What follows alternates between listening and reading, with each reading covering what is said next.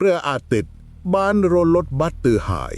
បន្សល់ទុកតែភាពងងឹតដែលកំពុងតែលេបត្របាក់ផ្ទៃមេឃបន្តិចម្ដងនៅកណ្ដាលព្រៃជ្រៅភ្លៅលំក្រហមមួយខ្សែដែលដាច់សង្វែងពីគេកំពុងតែរងនៅដំណក់ទឹកភ្លៀងធ្លាក់ចុះមកតិចតែត្រជាក់ស្រៀបសំឡេងទឹកភ្លៀងប៉ះនឹងស្លឹកឈើឮសូរប្រាវដូចជាសំឡេងខ្សឹបនៃវិញ្ញាណរាប់ពាន់ដែលកំពុងលាក់ខ្លួននៅក្នុងព្រៃនេះឡានរបស់វីរៈបានមកឈប់នៅមុខក្លោងទ្វារវត្តមួយដែលមើលទៅចាស់ទ្រុឌទ្រោមជញ្ជាំងក្លោងទ្វារដុះស្លែពណ៌បៃតងខ្មៅបែកប្រែបែកបាក់ហាក់ដូចជាមិនដែលមានមនុស្សមកថែទាំរាប់សិបឆ្នាំមកហើយវីរៈពន្លត់ម៉ាស៊ីនឡានភាពស្ងប់ស្ងាត់បានជួលមកជំនួសភ្លាមស្ងាត់រហូតដល់គាត់អាចឮសំឡេងដង្ហើមរបស់ខ្លួនឯងគាត់បើកទ្វារឡានចេញមកក្រៅខ្យល់ត្រជាក់បក់មកប៉ះស្បែកមុខគាត់ធ្វើឲ្យគាត់ព្រឺរោមដៃខ្ញាកនេះមិនមែនជាខ្យល់ត្រជាក់ធម្មតាទេវាជាភាពត្រជាក់ដែលហាក់ដូចជាចេញមកពីក្នុងដីចេញមកពីកន្លែងដែលគ្មានពន្លឺព្រះអាទិត្យវីរៈដើរចូលទៅក្នុងបរិវេណវត្តស្ងាត់ណាស់គ្មានសំឡេងព្រះសង្ឃសូត្រធម៌គ្មានសំឡេងក្មេងវត្តរត់លេងមានតែសំឡេងខ្យល់បោកស្លឹកចេកនៅខាងក្រោយវត្តឮសូរផាំងគួរឲ្យខ្លាចគាត់បានជួបនឹងព្រះចៅអធិការវត្តនៅសាលាឆាន់ចាស់លោកមានព្រះជន្មចាស់ណាស់ហើយស្បែកជ្រីវជ្រួញភ្នែកស្រអាប់ប៉ុន្តែការសម្លឹងរបស់លោកហាក់ដូចជាមើលធ្លុះដល់បេះដូងរបស់វីរៈបានសូមការអនុញ្ញាតស្នាក់នៅដើម្បីស្រាវជ្រាវអំពីចម្លាក់បុរាណលោកគ្រូចៅអធិការវត្តមិនមានសង្ឃដីកាច្រើនទេលោកគ្រាន់តែចង្អុលដៃដុសស្គមកំព្រីងចង្អុលទៅកាន់ផ្លូវដើរតូចមួយដែលដុះស្មៅទ្រុបទ្រុលសំដៅទៅខាងក្រោយវត្ត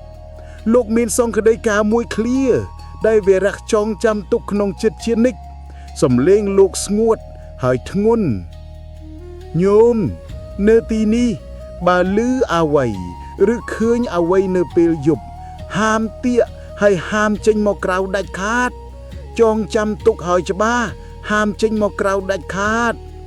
វីរៈលើកដៃសំពះទទួលបណ្ដាំទោះបីជាក្នុងចិត្តគាត់មិនសូវជឿរឿងជំនឿទាំងនេះក៏ដោយ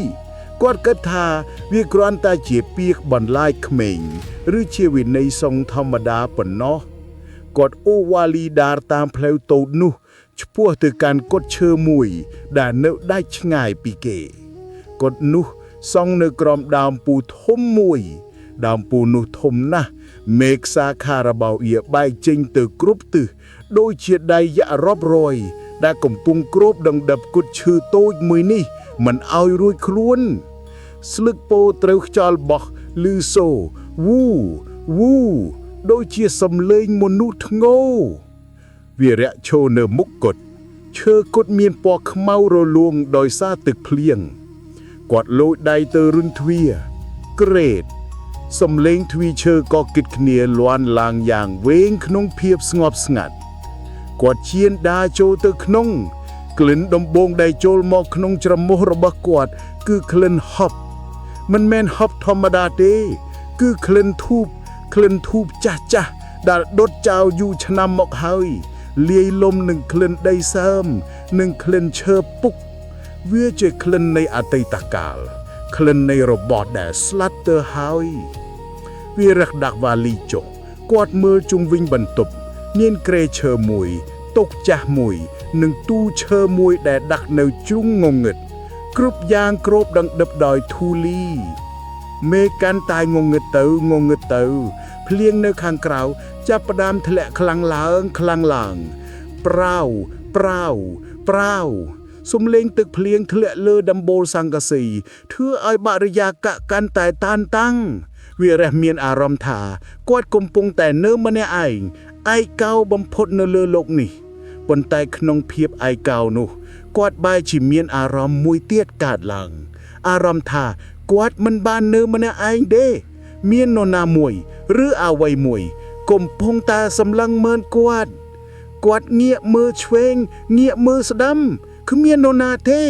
មានតែភាពងងឹតនៅតាមជ្រុងបន្ទប់ប៉ុណ្ណោះវីរៈព្យាយាមដកដង្ហើមវែងដើម្បីរំងាប់អារម្មណ៍គាត់ដកយកពិលចេញមកបំលឺព្រោះភ្លើងនៅក្នុងកុដិមិនទាន់បើកទេពន្លឺពិលរេទៅចំជញ្ជាំងកដាឈើនៅក្បែរក្រេដេកគាត់ក៏ស្រឡាំងកាំងនៅលើជញ្ជាំងឈើនោះមានស្នាមមួយយ៉ាងវីរៈដើរទៅចូលមើលជិតទៀតវាជាស្នាមសស្លែកដូចជាមាននរណាម្នាក់យកដៃប្រឡាក់ម្សៅឬប្រឡាក់គុំបមកអូននៅលើជញ្ជាំងប៉ុន្តែស្នាមនោះមិនមែនជាស្នាមគូវាសលេងទេវាជាស្នាមម្រាមដៃ5ដែលអូសពីលើចុះមកក្រោមវែងស្នាមនោះមើលទៅដូចជាមនុស្សកំពុងតែព្យាយាមតោងជញ្ជាំងកុំឲ្យធ្លាក់ចុះទៅក្រោមឬក៏ជាស្នាមរបស់នរណាម្នាក់ដែលកំពុងតែត្រូវគេអូសចុះទៅក្នុងណារੂវីរៈលេបទឹកមាត់ក៏បេះដូងគាត់ចាប់ផ្ដើមលោតដុកគាត់យកដៃទៅស្ទាបស្នាមនោះវានៅសើមស្នាមនេះនៅសើមនៅឡើយទេទុកសំលេងអ្វីមួយធ្លាក់នៅខាងក្រោយคนនោះគាត់វីរៈងាកក្រោយយ៉ាងលឿនគ្មានអ្វីទេគ្រាន់តែជាដំណក់ទឹកភ្លៀងដែលស្រក់ពីដំបូលធ្លាក់មកលើក្តារក្រមាលប៉ុន្តែអារម្មណ៍ដែលត្រូវគេសម្លឹងមើលកាន់តែខ្លាំងឡើងវាហាក់ដូចជាមានគូភ្នែករាប់សិបគូកំពុងតែលាក់ខ្លួននៅក្នុងភាពងងឹតនៃព្រៃខាងក្រៅសម្លឹងមកគាត់តាមប្រហោងជញ្ជាំងវីរៈដើរទៅបិទបង្អួចយ៉ាងប្រញាប់ប្រញាល់ដៃគាត់ញ័រតិចគាត់ទាញបង្អួចមកបិទផាំងគាត់ដាក់គន្លឹះតែគន្លឹះនោះជ្រែកចាប់អស់ទៅហើយពិបាកណាស់នឹងរុញចូល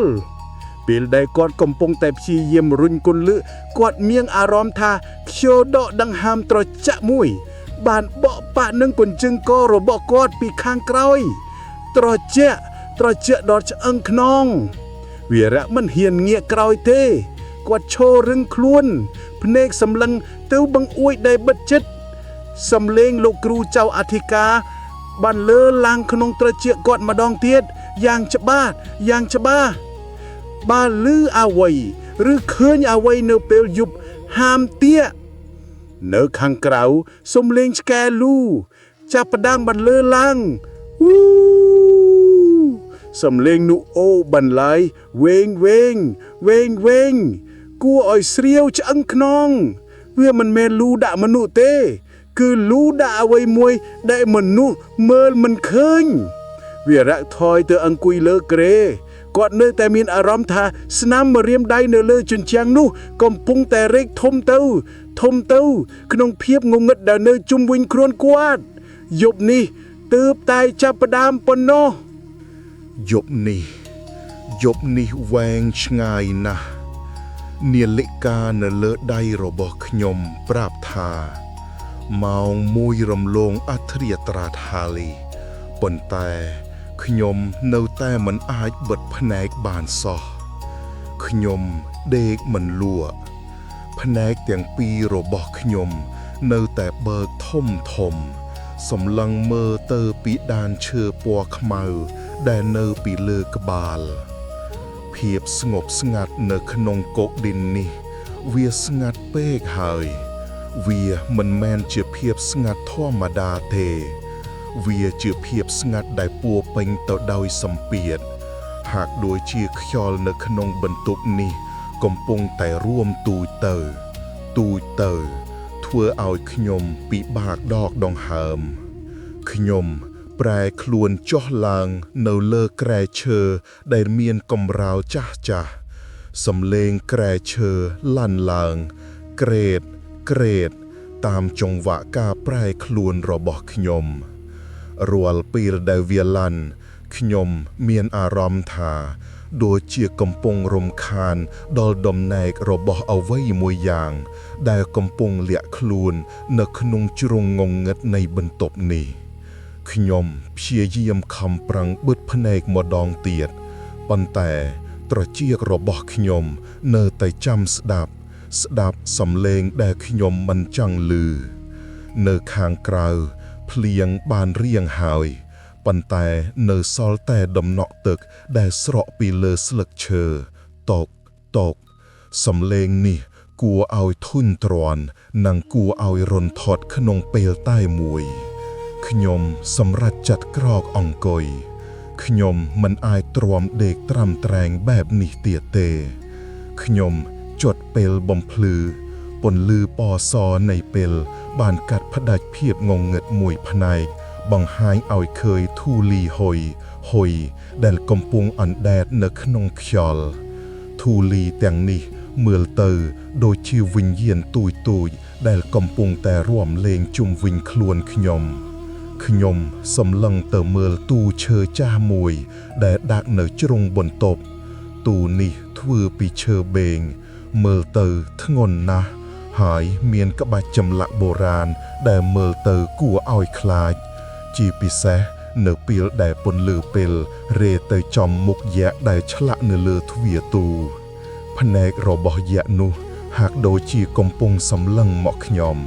តាមដានគ្រប់សកម្មភាពរបស់ខ្ញុំមិនដឹងថាហេតុអ្វីទេ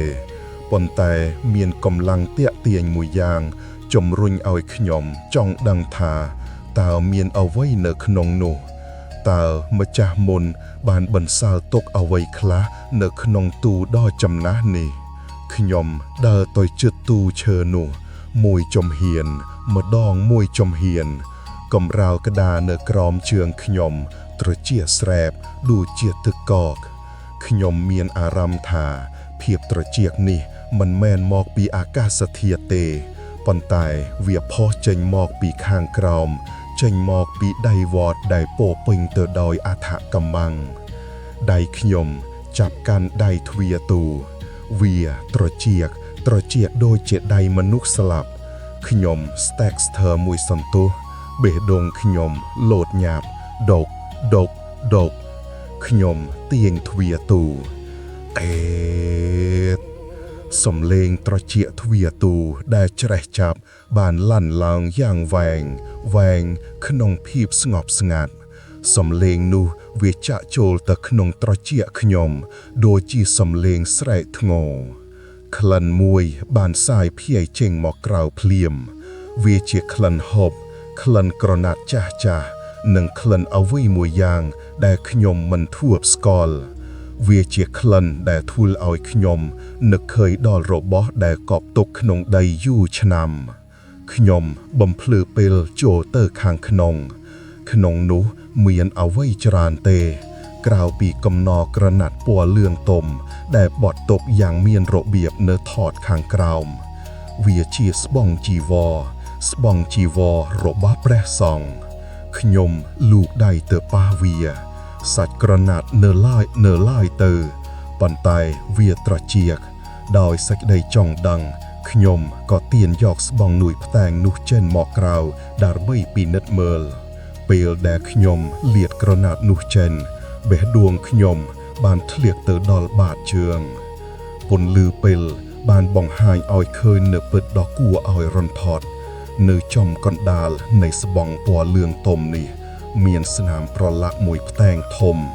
វាមិនមែនជាស្នាមប្រឡាក់ដីឬស្នាមប្រឡាក់ទឹកទេវាមានពណ៌ក្រហមក្រមៅក្រហមជាមស្នាមនេះស្ងួតរាំងអស់ទៅហើយប៉ុន្តែខ្ញុំអាចដឹងភ្លាមថាវាជាឈាមដែលហូរចេញមកយ៉ាងច្រើនណាស់រហូតដល់ជ្រាបសាច់ក្រណាត់គ្រប់សរសៃដៃខ្ញុំចាប់ផ្ដើមញ័រត្រត្រើកខ្ញុំព្យាយាមពិនិត្យមើលឲ្យច្បាស់ជាងនេះខ្ញុំលើកស្បង់នោះទៅជិតពន្លឺពេលព្រះជួយស្បង់នេះមិនមែនគ្រាន់តែប្រឡាក់ឈាមទេនៅត្រង់ផ្នែកដែលគួរតែជាកន្លែងពាកនៅកគឺត្រូវបានដាច់រហែកស្នាមរហែកនោះស្មើស្អាតដូចជាត្រូវបានកាត់ដោយវត្ថុមុតស្រួតវាមិនមែនជាការរហែកដោយចៃដន្យទេវាជាស្នាមកាត់ដាច់ត្រង់ករូបភាពដ៏គួរឲ្យរន្ធត់បានលែងឡើយក្នុងខួរក្បាលរបស់ខ្ញុំស្រមៃឃើញព្រះសង្ឃមួយអង្គកំពុងស្លៀកស្បង់នេះហើយបន្ទាប់មក មានអ្វីមួយយ៉ាងបានកើតឡើងអ្វីមួយយ៉ាងដែលធ្វើឲ្យក្បាលនិងខ្លួនត្រូវបែកចេញពីគ្នាខ្ញុំមានអារម្មណ៍ថាឈាមនៅលើស្បង់នោះហាក់ដូចជានឹកក្តៅនៅឡើយក្លិននោះចាប់ផ្ដើមប្រែប្រួលហើយក្លិនហូបនៃក្រណាត់ចាស់បានត្រូវជំនួសដោយក្លិនឆ្អាបតិចដូចជាក្លិននៃសាច់ស្រស់ដែលត្រូវគេទុកចោលខ្ញុំប្រញាប់បត់ស្បង់នោះវិញដៃជើងខ្ញុំញ័ររុនថត់ខ្ញុំញ៉ាត់វាចោលទៅក្នុងទូវិញយ៉ាងលឿនខ្ញុំមិនចង់ឃើញវាទៀតទេខ្ញុំមិនចង់ដឹងតាមម្ចាស់វាជានរណាទេអឺតផាំងខ្ញុំបិទទ្វារទូសឹងតែមិនជិតខ្ញុំដកដង្ហើមហត់ហាក់ដូចជាត្រូវតែរត់រួចពីការដេញតាមរបស់សត្វសាហាវខ្ញុំដាល់ថយក្រោយផយទៅអង្គុយនៅតុឈើក្បែរបង្អួចខ្ញុំព្យាយាមប្រាប់ខ្លួនឯងថាវីរៈឯងកុំគិតច្រើនពេកវាប្រហែលជាស្បង់ចាក់ដែលគេបោះបង់ចោលប្រហែលជាមានសត្វកណ្ដុរងាប់នៅលើនោះទើបមានឈាមខ្ញុំទាញសៀវភៅកំណត់ហេតុមកបើកព្យាយាមសរសេរអ្វីមួយយ៉ាងដើម្បីបន្លប់ការភ័យខ្លាចប៊ិចនៅក្នុងដៃខ្ញុំចេះតែរអិលទឹកខ្មៅប៊ិចមើលទៅក្នុងពន្លឺភ្លើងទៀនក៏មានពណ៌ដូចឈាមដែរស្រាប់តែក្លិនក្រអូបមួយបានរសាត់មកប៉ះចមុខខ្ញុំក្លិនផ្កាចំបៃដែលតែងតែដាំនៅក្នុងវត្តក្លិនវាក្រអូបឈួលក្រអូបរហូតដល់ធ្វើឲ្យខ្ញុំវិលមុខប៉ុន្តែអ្វីដែលចម្លែកនោះគឺក្លិនក្រអូបនេះវាលាយឡំជាមួយនឹងក្លិនឆ្អាបឈាមដែលខ្ញុំបានធំមុននេះក្រអូបផងឆ្អាបផងវារមួលនៅខ្វឹងពោះរបស់ខ្ញុំធ្វើឲ្យខ្ញុំចង់ក្អួតវាជាក្លិនដូចជាផ្កាចំបៃដែលរោយលើសាកសពអញ្ចឹងខណៈដែលខ្ញុំកំពុងតែយកដៃខ្ទប់ច្រមុះត្រចៀករបស់ខ្ញុំក៏ចាប់បានសំឡេងមួយសំឡេងនោះមកពីខាងក្រៅនៅលើរានហាលនៃគុតដកខ្ញុំឈប់ដកដង្ហើមខ្ញុំផ្ទៀងត្រចៀកស្ដាប់ដក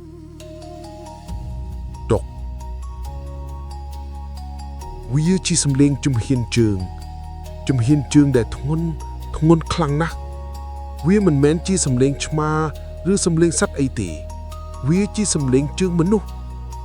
ដែលកំពុងដើរយឺតមួយជំហានម្ដងមួយជំហាននៅលើក្រមាក្តារខាងក្រៅបន្ទប់ខ្ញុំដក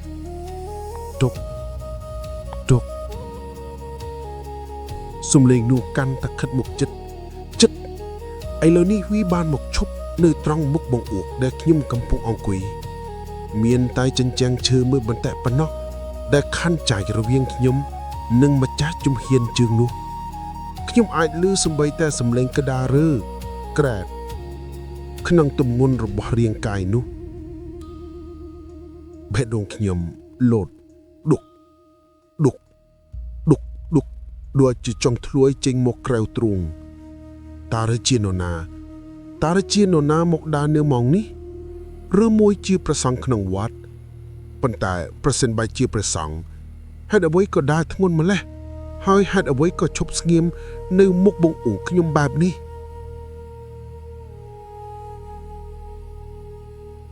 ខ្ញុំសម្រេចចិត្តខ្ញុំត្រូវតែមើលខ្ញុំមិនអាចអង្គុយក្នុងភាពភ័យខ្លាចបែបនេះបានទេខ្ញុំលូកដៃទៅកាន់បង្អួចដែលខ្ញុំញ័រខ្លាំងខ្ញុំដកដង្ហើមចូលវែងហើយរុញបង្អួចបើកក្រែបខ្យល់ត្រជាក់បក់ចូលមកវូក្លឹមសម្លឹងចេញទៅក្រៅធៀបងងឹតមានតែធៀបងងឹតស៊ុនសង់ខ្ញុំមិនឃើញនរណាម្នាក់ឡើយរៀនហាលនោះទទេស្អាតគ្មានមនុស្សគ្មានសត្វគ្មានអ្វីទាំងអស់ខ្ញុំយកពើបញ្ចាំងទៅឆ្វេងទៅស្ដាំពន្លឺពើកាត់យកនៅភាពងងឹត ប៉ុន្តែនៅតែមិនឃើញអ្វីសោះចុះចំលេងជំហានជើងអំបាញ់មិញសំលេងដែលធ្ងន់ហើយច្បាស់លាស់នោះតើវាបាត់ទៅណា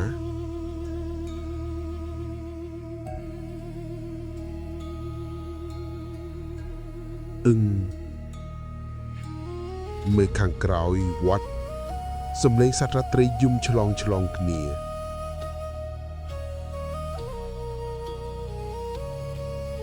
នៅក្រោយវត្តសំលេងសត្វរាត្រីយំឆ្លងគ្នាគូ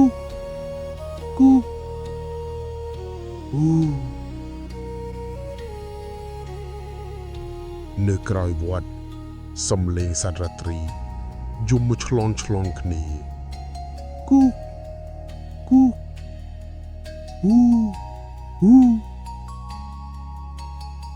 សំលេងពួកវាស្ដាប់ទៅដូចជាកំពុងតែសើចចំអស់ឲ្យខ្ញុំឬក៏កំពុងតែព្រុងប្រមាថខ្ញុំសំលេងសត្វខ្លែងស្រែកវ៉ែវធ្វើឲ្យខ្ញុំព្រឺរោមដៃខ្ញុំទាញបង្អួកបិទវិញយ៉ាងលឿនហើយដាក់គន្លឹកខ្ញុំអង្គុយផ្អែកក្នុងនឹងជញ្ជាំងដកដង្ហើមហត់ប្រហែលជាខ្ញុំស្ដាប់ច្រឡំហើយប្រហែលជាសំឡេងខ្យល់ឬជាមែកឈើប៉ុន្តែខណៈដែលខ្ញុំកំពុងតែព្យាយាមលួងចិត្តខ្លួនឯងភ្នែករបស់ខ្ញុំបានសម្លឹងទៅកាន់ជញ្ជាំងក្តារចាស់នៅត្រង់កន្លែងដែលមានប្រហោងតូកប្រហោងដែលពន្លឺប្រច័ណ្ឌពីខាងក្រៅអាចចេះចូលមកបានបន្តិចបន្តួចស្រមោលមួយមានស្រមោលមួយកំពុងដើរកាត់ពន្លឺនោះនៅខាងក្រៅស្រមោលនោះវាខ្ពស់ខុសប្រក្រតីវាខ្ពស់ជាងមនុស្សធម្មតាទៅទៀតវាខ្ពស់ជាងមនុស្សធម្មតាទៅជាខាងអាណិតទៀតវាខ្ពស់ជាងមនុស្សធម្មតាទៅទៀតហើយវាគ្របទៅដោយស្បង់ព្រះអើយនៅត្រង់កន្លែងដែលគួរទៅជីកក្បាលគឺគ្មានទេស្រមោលនោះបញ្ចប់ត្រឹមស្មាគ្មានក្បាលវាគ្មានក្បាលទេស្រមោលនោះឈប់នៅត្រង់កណ្ដាលជញ្ជាំងហាក់ដូចជាម្ចាស់ស្រមោលកំពុងតែឈរត្រឹងហើយបែរខ្លួនមកសម្លឹងមើលខ្ញុំតាមរយៈកណ្ដាលជញ្ជាំងនេះទោះបីជាវាគ្មានភ្នែកក៏ដោយខ្ញុំលើកដៃខ្ទប់មាត់ទប់សំឡេងស្រែកទឹកភ្នែករបស់ខ្ញុំហូរចេញមកដោយមិនដឹងខ្លួនភាពភ័យខ្លាចដែលខ្ញុំមិនធ្លាប់ជួបនៅក្នុងមួយជីវិតកំពុងតែជ្រាបចូលទៅក្នុងគ្រប់កោសិការបស់រាងកាយខ្ញុំក្លិនផ្កាចំបៃកាន់តែក្រអូបឡើងស្ទើរតែធាប់ដង្ហើមហើយនៅខាងក្រៅសំឡេងនោះក៏បន្លឺឡើងម្ដងទៀតតែលើកនេះវាមិនមែនជាសំឡេងដើរទេវាជាសំឡេងកដូចជាមាននរណាយកក្រចកដៃដ៏មុតត្រួតមកកោះនៅលើជញ្ជាំងក្តារពីខាងក្រៅនៅត្រង់កន្លែងដែលខ្ញុំកំពុងអង្គុយនេះឯងខ្ញុំដឹងហើយវាមិនមែនជាមនុស្សទេអ្វីដែលកំពុងនៅខាងក្រៅនោះគឺជារបស់ម្ចាស់ស្បង់ចីវរដែលប្រឡាក់ឈាមនេះយប់នេះទើបតែចាប់ផ្ដើមហើយខ្ញុំដឹងថាខ្ញុំមិនបាននៅម្នាក់ឯងទេនៅក្នុងគុតបុរាណមួយនេះម៉ោង3មនុស្សចាស់បុរាណតែងតែនិយាយថាម៉ោង3ទៀបភ្លឺគឺជាម៉ោងដែលពិភពលោកទាំងពីរនៅជិតគ្នាបំផុតពិភពមនុស្សនិងពិភពវិញ្ញាណ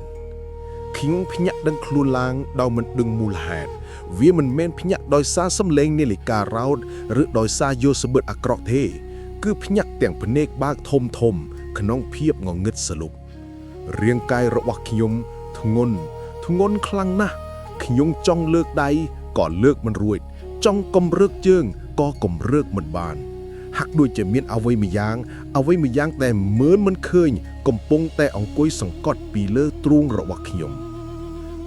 ដកដង្ហើមញាប់ហត់ណាស់ខ្យល់នៅក្នុងបន្ទប់នេះស្ងួតហើយត្រជាក់ខុសពីធម្មតាខ ក្នុងភាពស្ងប់ស្ងាត់នៃរាត្រីកាលដែលគួរតែស្ងាត់ជ្រងំស្រាប់តែមានសំឡេងមួយបានបន្លឺឡើងសំឡេងនោះវាបានជ្រាបចូលមកក្នុងត្រចៀករបស់ខ្ញុំតិចៗតែច្បាស់តាករាភវសតមវាជាសំឡេងសូត្រធម៌ប៉ុន្តែវាមិនមែនជាការសូត្រធម៌ដែលនាំមកនូវសេចក្តីស្ងប់សុខទេសំឡេងនោះស្អកខ្លាំងណាស់ដូចជាចេញមកពីបំពង់កដែលពោពេញទៅដោយដីខ្សាច់ឬពោពេញទៅដោយឈាមអ៊ីតិភិសូសំឡេងនោះអូសបន្លាយវែ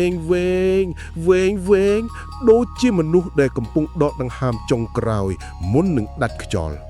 វាមិនមានចង្វាក់មិនមានទំនុកគឺគ្រាន់តែជាការរអ៊ូរទៀមខ្មង្ឃៀបងងឹតខ្ញុំព្យាយាមប្រមូលកម្លាំងឬបំរាស់ពីការសង្កត់សង្គ្រាមដែលមើលមិនឃើញនេះខ្ញុំប្រឹងបើកមាត់ស្រែកប៉ុន្តែគ្មានសំឡេងចេញមកទេសំឡេងសូត្រធម៌នោះកាន់តែខ្លាំងឡើងឥឡូវនេះខ្ញុំដឹងហើយថាវាចេញមកពីណាវាចេញមកពីខាងក្រោយគុតចេញមកពីខាងក្រោមដើមពោធំដែលនៅក្បែរនោះភ្លាមនោះអាការៈធ្ងន់នៅលើទ្រូងខ្ញុំក៏រលាយបាត់ទៅវិញភ្លាមខ្ញុំដកដង្ហើមធំខ្លួនប្រាណខ្ញុំសើមជោកទៅដោយញើសទោះបីជាអាកាសធាតុត្រជាក់យ៉ាងណាក៏ដោយខ្ញុំគួរតែសំងំដេកបន្តខ្ញុំគួរតែយកគួយមកគ្របក្បាលហើយធឺពុតជាមិនលឺដោយពាក្យលោកគ្រូចៅអធិការបានផ្ដាំបើលឺអ្វីហាមតាក់ហាមចេញមកក្រៅពាក្យនេះវិលវល់នៅខុនក្បាលខ្ញុំប៉ុន្តែសំឡេងសូត្រធម៌នោះវាហាក់ដូចជាមានមុនអាគមវាហាក់ដូចជាកំពុងតែហៅខ្ញុំអូសទាញខ្ញុំឲ្យចង់ដឹងឲ្យចង់ឃើញខ្ញុំសម្រេចចិត្តក្រោកពីគ្រែជើងខ្ញុំជន់លើកម្រាវក្តារក្រែតសំឡេងក្តារលាន់ឡើងធ្វើឲ្យខ្ញុំភ្ញាក់ខ្លួនព្រឺតខ្ញុំឈប់មួយសន្ទុះសំឡេងសូត្រធម៌នៅខាងក្រៅនៅតែបន្តណដ្ឋិមេសក្រណំស្ដាប់ទៅដូចជាការត្អូញត្អែរនៃការឈឺចាប់ដែលមិនចេះឈប់មិនចេះហាយខ្ញុំដែលលបទៅកាន់បង្អួយខាងក្រោយដែលបែរទៅរកដើមពោធំដៃខ្ញុំប៉ះនឹងគន្លឹះបង្អួយវាត្រជាក់ដូចទឹកកកខ្ញុំសន្សឹមរុញបង្អួយឲ្យហើបបន្តិចគ្រាន់តែអាចមើលឃើញតាមចន្លោះប្រហោងព្រះអើយនៅក្របដើមពោដ៏ធំនោះឫសរបស់វាធំរមូលដោយសត្វពស់យឹកកំពុងលូនលើដីហើយនៅចន្លោះឫសឈើនោះមានពន្លឺទៀនមួយកំពុងឆេះរលឹមពន្លឺទៀននោះខ្សោយណាស់ហាក់ដូចជាចង់រលត់ប៉ុន្តែវានៅតែព្យាយាមឆេះដើម្បីបង្ហាញអ្វីមួយយ៉ាងហើយខ្ញុំក៏បានឃើញមានមនុស្សម្នាក់កំពុងអង្គុយនៅមុខទៀននោះ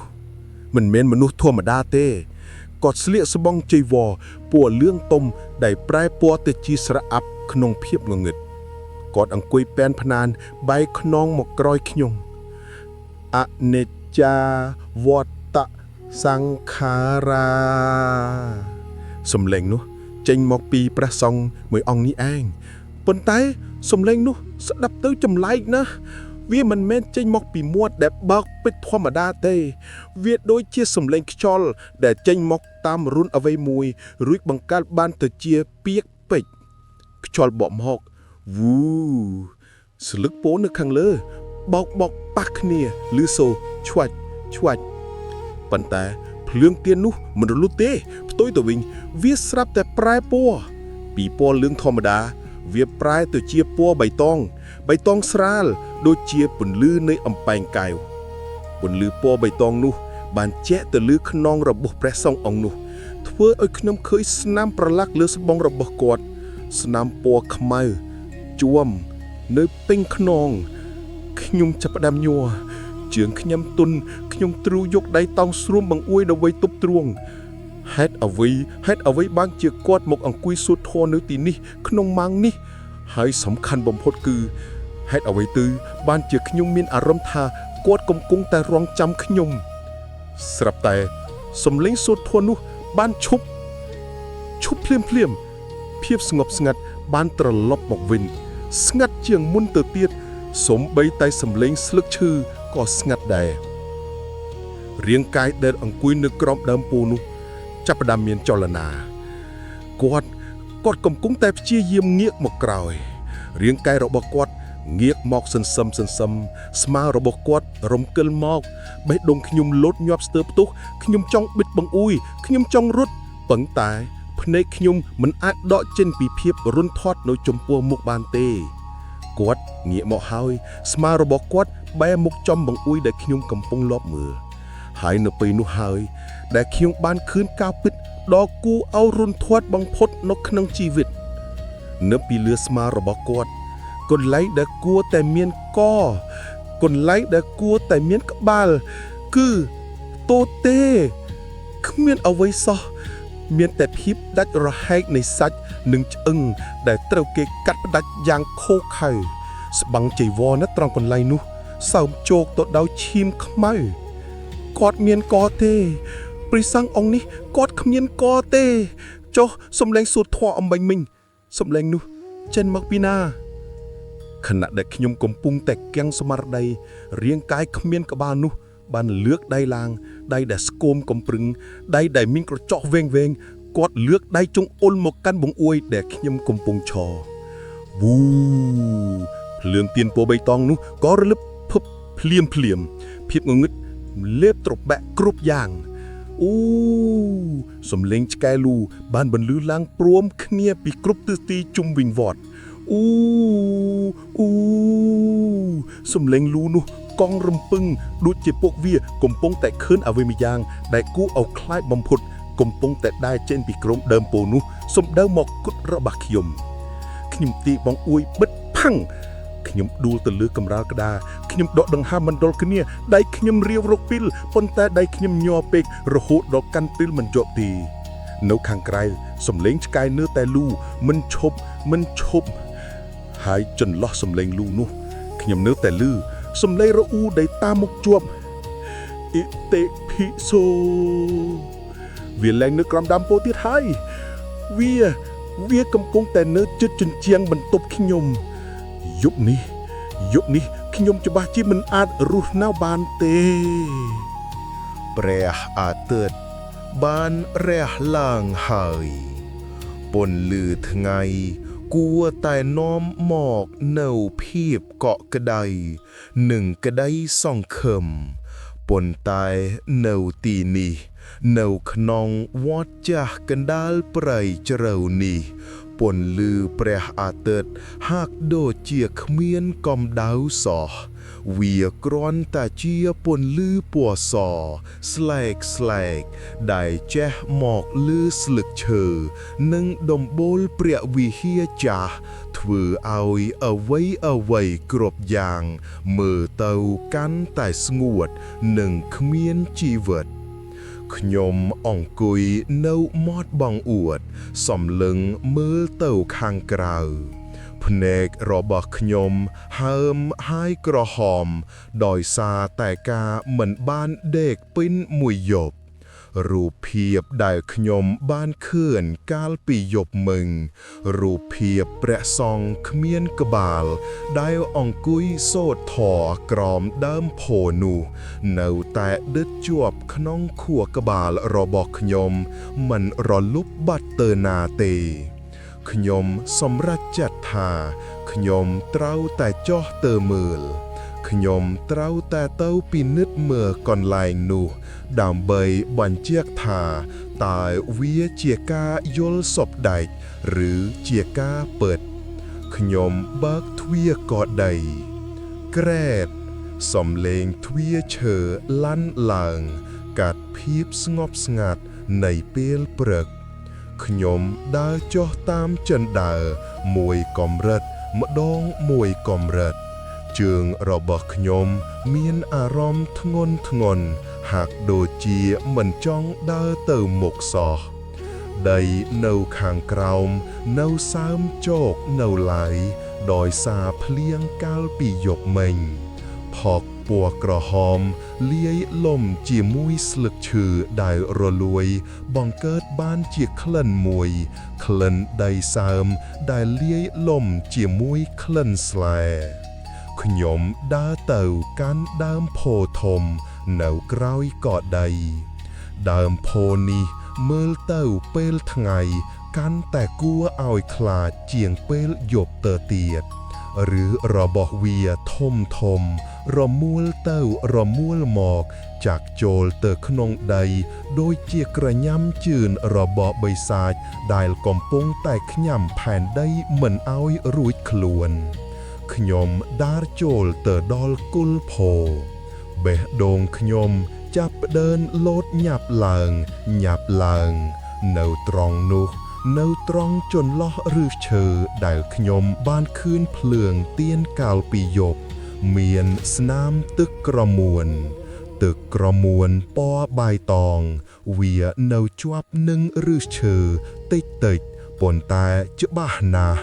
ដូច្នេះរឿងកាលពីយប់មិញមិនមែនជាការយល់សពដាច់ទេវាជាការពិតមានអ្នកណាម្នាក់ឬអ្វីមួយបានមកអង្គុយនៅទីនេះពិតមែនប៉ុន្តែអ្វីដែលធ្វើឲ្យខ្ញុំព្រឺក្បាលបំផុតនោះមិនមែនជាទឹកក្រមួនទេគឺស្នាមជើងនៅលើដីផកដ៏សើមនោះមានស្នាមជើងមនុស្សស្នាមជើងតុំទេដែលគ្មានពាក់ស្បែកជើងស្នាមម្រាមជើងទាំង5បានជួនលិចចូលទៅក្នុងដីផកយ៉ាងជ្រៅបង្ហាញថាម្ចាស់ស្នាមជើងនេះមានរាងកាយធ្ងន់ណាស់ខ្ញុំដើរតាមស្នាមជើងនោះភ្នែករបស់ខ្ញុំបើកធំដោយក្តីរន្ធត់ស្នាមជើងនោះមិនមែនដើរចេញពីវត្តទេវាដើរចេញពីគល់ផូវាដើរតម្រង់មកកាន់កកដីដែលខ្ញុំស្នាក់នៅមួយជំហានម្ដងមួយជំហានស្នាមជើងនោះដើរយ៉ាងត្រង់មិនងាកឆ្វេងមិនងាកស្ដាំវាដើរមកដល់ជើងជណ្ដាលកកដីរបស់ខ្ញុំហើយវាបាត់ទៅវាបាត់ត្រឹមជើងជណ្ដាលទី1ហាក់ដូចជាម្ចាស់ស្នាមជើងនោះបានហោះឡើងទៅលើឬក៏រលាយបាត់ទៅក្នុងខ្យល់តែម្ដងខ្ញុំងើបមុខសម្លឹងទៅលើកកដីបង្អួតបន្ទប់ខ្ញុំបិទជិតទ្វារបិទជិតតើវាចូលទៅដោយរបៀបណាឬមួយវានៅតែឈរនៅទីនេះខ្ញុំមានអារម្មណ៍ថាខ្យល់នៅជុំវិញខ្លួនខ្ញុំប្រែជាត្រជាក់ភ្លាមខ្ញុំរត់ទៅរកសាលាឆាន់ដើម្បីរកមនុស្សខ្ញុំត្រូវការនិយាយជាមួយអ្នកណាម្នាក់នរណាក៏បានឲ្យតែជាមនុស្សខ្ញុំឃើញព្រះសង្ឃមួយអង្គកំពុងតែបោះស្លឹកឈើនៅទីធ្លាមុខព្រះវិហារខ្ញុំរត់ទៅរកគាត់ទាំងដង្ហើមហត់ព្រះទេចគុណខ្ញុំហៅគាត់ព្រះសង្ឃអង្គនោះឈុបោះគាត់ងាកមកមើលខ្ញុំប៉ុន្តែខ្សែភ្នែករបស់គាត់ធ្វើឲ្យខ្ញុំកាំងស្ងៀមគាត់មិនបានសម្លឹងមកខ្ញុំដូចជាមនុស្សធម្មតាទេគាត់សម្លឹងមកខ្ញុំដោយក្តីភ័យខ្លាចភ្នែករបស់គាត់បើកធំហើយគាត់ថយក្រោយហាក់ដូចជាខ្ញុំនេះមិនមែនជាមនុស្សទេព្រះទេចគុណយប់មិញខ្ញុំឃើញខ្ញុំមិនទាន់និយាយចប់ផងព្រះសង្ឃអង្គនោះក៏ប្រញាប់ដើរចេញយ៉ាងលឿនគាត់ដើរចូលទៅក្នុងព្រះវិហារហើយបិទទ្វារដាក់កន្លឹះផាំងខ្ញុំឈរនៅទីនោះតែម្នាក់ឯងខ្យល់បាក់មកវូ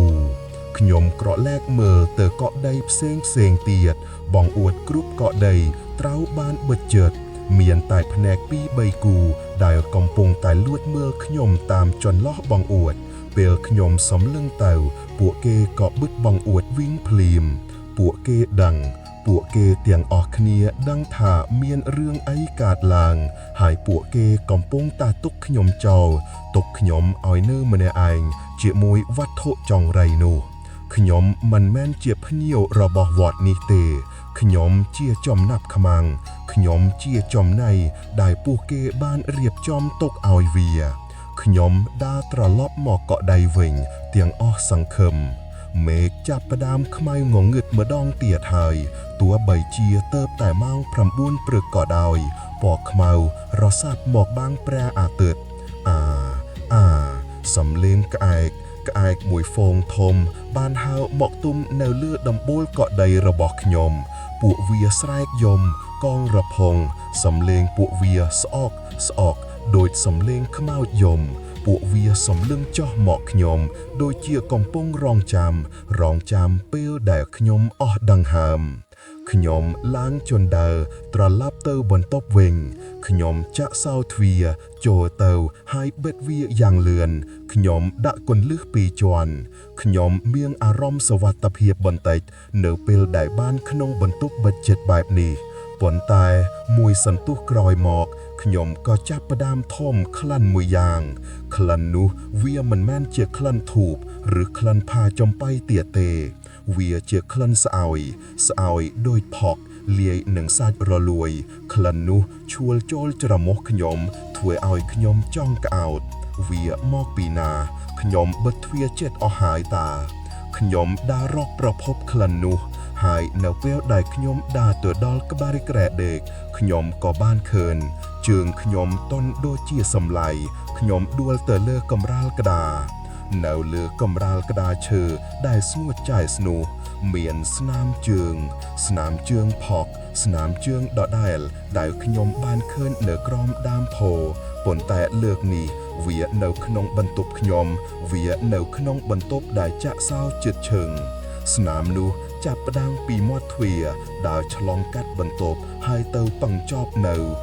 ក្បែរក្រែដែលក្នុងដេកផកនោះនៅសាមជោកទឹកផកពណ៌ក្រហមហូរតិចចេញពីស្នាមនីមួយផាន់សំលេងបងអួតត្រូវបានខ្យល់បោកយ៉ាងខ្លាំងធ្វើឲ្យខ្ញុំភ្ញាក់ក្រញាំងផាំងខ្យល់ពយុះបានបោកមកហើយប៉ុន្តែក្នុងបន្ទប់នេះមិនមានខ្យល់ទេចុះហេតុអ្វីបានជាខ្ញុំមានអារម្មណ៍ថាកំពុងមានអ្នកណាម្នាក់ឈរនៅពីមុខខ្ញុំអ្នកណាម្នាក់ដែលខ្ញុំមើលមិនឃើញអ្នកណាម្នាក់ដែលទើបតែដើរចូលមកហើយបន្សល់ទុកស្នាមជើងទាំងនេះខ្ញុំថយក្រោយរហូតដល់ខ្នងខ្ញុំប៉ាក់នឹងជញ្ជាំងភ្នែកខ្ញុំសំលឹងទៅស្នាមជើងចុងក្រោយដែលនៅក្បែរក្រែស្នាមនោះហាក់ដូចជាកំពុងតែឬផកដែលនៅសើមកំពុងតែពុះតិចដូចជាមានដង្កូវរ៉ាប់រយនៅខាងក្នុងអ៊ូសំលេងខ្យល់បន្លឺដោយសំលេងធ្ងរហើយក្លិនស្អោយរលួយនោះកាន់តែខ្លាំងឡើងរហូតដល់ពេញបន្ទប់ខ្ញុំដឹងហើយវាមិនមែននៅក្រៅទេវានៅទីនេះជាមួយខ្ញុំឥឡូវនេះយប់នេះផ្ទៃមេឃហាក់ដូចជាកំពុងតែស្រែកយំដោយកំហឹងភ្លៀងធ្លាក់ចុះមកខ្លាំងរហូតដល់ខ្ញុំស្ដាប់មិនឮសំឡេងអ្វីផ្សេងក្រៅពីសំឡេងទឹកភ្លៀងដែលបោកផ្ទប់នឹងដំបូលសង្កសីនិងជញ្ជាំងកត់ប្រាវវាដូចជាមានដៃរាប់ពាន់កំពុងតែទះនឹងវាយទៅលើកត់ឈើដ៏កំសត់មួយនេះដើម្បីសុំចូលមកខាងក្នុងខ្យល់បោកមកធ្វើឲ្យកត់ទាំងមូលរងាស់រងើក្រេតក្នុងអង្គុយនៅកណ្ដាលបន្ទប់ដោយមានអារម្មណ៍ថាពិភពលោកខាងក្រៅកំពុងតែរលាយបាត់ទៅហើយនៅសល់តែខ្ញុំម្នាក់ឯងប៉ុណ្ណោះនៅក្នុងប្រអប់ឈើដែលកំពុងតែអណ្ដែតក្នុងសមុទ្រនៃភាពងងឹតភ្លើងអំពូលដែលកំពុងតែភ្លឺព្រាវស្រាប់តែរលត់ទៅវិញភ្លាមភាពងងឹតបានចូលមកគ្រប់គ្រងទីកន្លែងនេះទាំងស្រុងវាមិនមែនជាភាពងងឹតធម្មតាទេវាជាភាពងងឹតដែលធ្ងន់ដូចជាទឹកថ្នាំពណ៌ខ្មៅដែលចាក់ស្រោតមកលើខ្ញុំនៅស្ងៀមមួយសន្ទុះជាយាមសម្រួលដង្ហើមដោយហត់និងភ័យដៃខ្ញុំរាវរកដៃកេះនិងទៀនដែលខ្ញុំបានត្រៀមទុកឆាត់ពន្លឺភ្លើងទៀនពណ៌លឿងទុំបានឆេះឡើងអណ្ដាតភ្លើងតូចមួយនេះហាក់ដូចជាកំពុងតែតស៊ូយ៉ាងអស់សង្ឃឹម ប្រឆាំងនឹងភាពងងឹតដ៏ធំធេងស្រមោលរបស់ខ្ញុំបានលាតសន្ធឹងទៅលើជញ្ជាំងកត់វែងនឹងរេទៅរេមកតាមចង្វាក់នៃភ្លើងទៀនខ្ញុំកាន់ទៀនដើរទៅបន្ទប់ទឹកខ្ញុំត្រូវការលុបមុខខ្ញុំត្រូវការទឹកត្រជាក់ដើម្បីដៅស្មារតីរបស់ខ្ញុំឲ្យរឹងមាំឡើងវិញខ្ញុំមានអារម្មណ៍ថាខ្ញុំកំពុងតែឆ្កួតហើយបើខ្ញុំនៅតែបន្តគិតច្រើនបែបនេះបន្ទប់ទឹកនៅក្នុងកុដិនេះចាស់ណាស់ជញ្ជាំងធឿពីស៊ីម៉ង់ដែលដោះស្លែពណ៌បៃតងខ្មៅក្លិននៅក្នុងនេះគឺក្លិនសើមនិងក្លិនអាប់ខ្ញុំដាក់ទៀននៅលើធ្នើឈើមួយនៅពីមុខកញ្ចក់នេះវាចាស់ខ្លាំងណាស់បារត់នៅខាងក្រោយវាបានរប៉ែកខ្លះហើយបង្កោតជាស្នាមអ៊ុចខ្មៅនៅលើផ្ទៃកញ្ចក់វាធ្វើឲ្យរូបភាពដែលឆ្លុះនៅក្នុងនោះមើលទៅមិនច្បាស់ស្រពីស្រពិលដូចជារូបភាពនៅក្នុងស៊ុបបិនអាក្រក់ខ្ញុំបោកទឹកដាក់ក្នុងកន្ធុនទឹកត្រជាក់ដូចទឹកកកខ្ញុំយកដៃដងទឹកមកលុបមុខសាក់ភាពត្រជាក់នៃទឹកធ្វើឲ្យខ្ញុំភ្ញាក់ស្មារតីបន្តិចខ្ញុំបិទភ្នែកយកដៃត្រដុសមុខថ្នមសំឡេងគួរលាន់បាងបន្លឺឡើងពីចម្ងាយក្រឹមសំឡេងនោះដូចជាសំឡេងស្គរជ័យរបស់មិត្តរាជដែលកំពុងតែប្រកាសសង្គ្រាមខ្ញុំនៅស្ទើរតែបិទភ្នែកទឹកដែលស្រក់ចុះពីមុខខ្ញុំស្រក់ចុះទៅក្នុងកន្ធុនវិញតុកប៉ុន្តែភ្លាមនោះខ្ញុំមានអារម្មណ៍ថាសីតណ្ហភាពក្នុងបន្ទប់ទឹកដ៏តូចនេះបានធ្លាក់ចុះយ៉ាងគំហុកវាคล้ายទៅជាត្រជាក់រហូតដល់រងខ្ញុំក្រអោតឈរខ្ញាក់ហើយអ្វីដែលគួរឲ្យខ្លាចជាងនេះទៅទៀតនោះគឺខ្ញុំមានអារម្មណ៍ថាខ្ញុំមិនបាននៅម្នាក់ឯងទេនៅក្នុងបន្ទប់ទឹកនេះមានអ្នកណាម្នាក់កំពុងតែឈរនៅពីក្រោយខ្នងខ្ញុំមិនហ៊ានបើកភ្នែកទេខ្ញុំខ្លាចអ្វីដែលខ្ញុំនឹងឃើញប៉ុន្តែចិត្តចង់ដឹងវាខ្លាំងជាងការភ័យខ្លាចខ្ញុំបើកភ្នែកឡើងយឺតភ្នែករបស់ខ្ញុំសម្លឹងត្រង់ទៅកាន់កញ្ចក់ដែលនៅចំពោះខ្ញុំព្រះអើយបេះដូងខ្ញុំ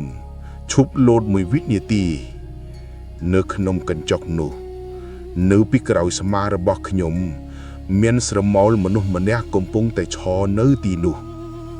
មិនមែនជាស្រមោលធម្មតាទេវាជារូបរាងរបស់ព្រះសង្ឃមួយអង្គស្បង់ជីវររបស់គេរហែករហ៊ុយរហែកដាច់ដូចជាត្រូវសត្វសាហាវខំហែក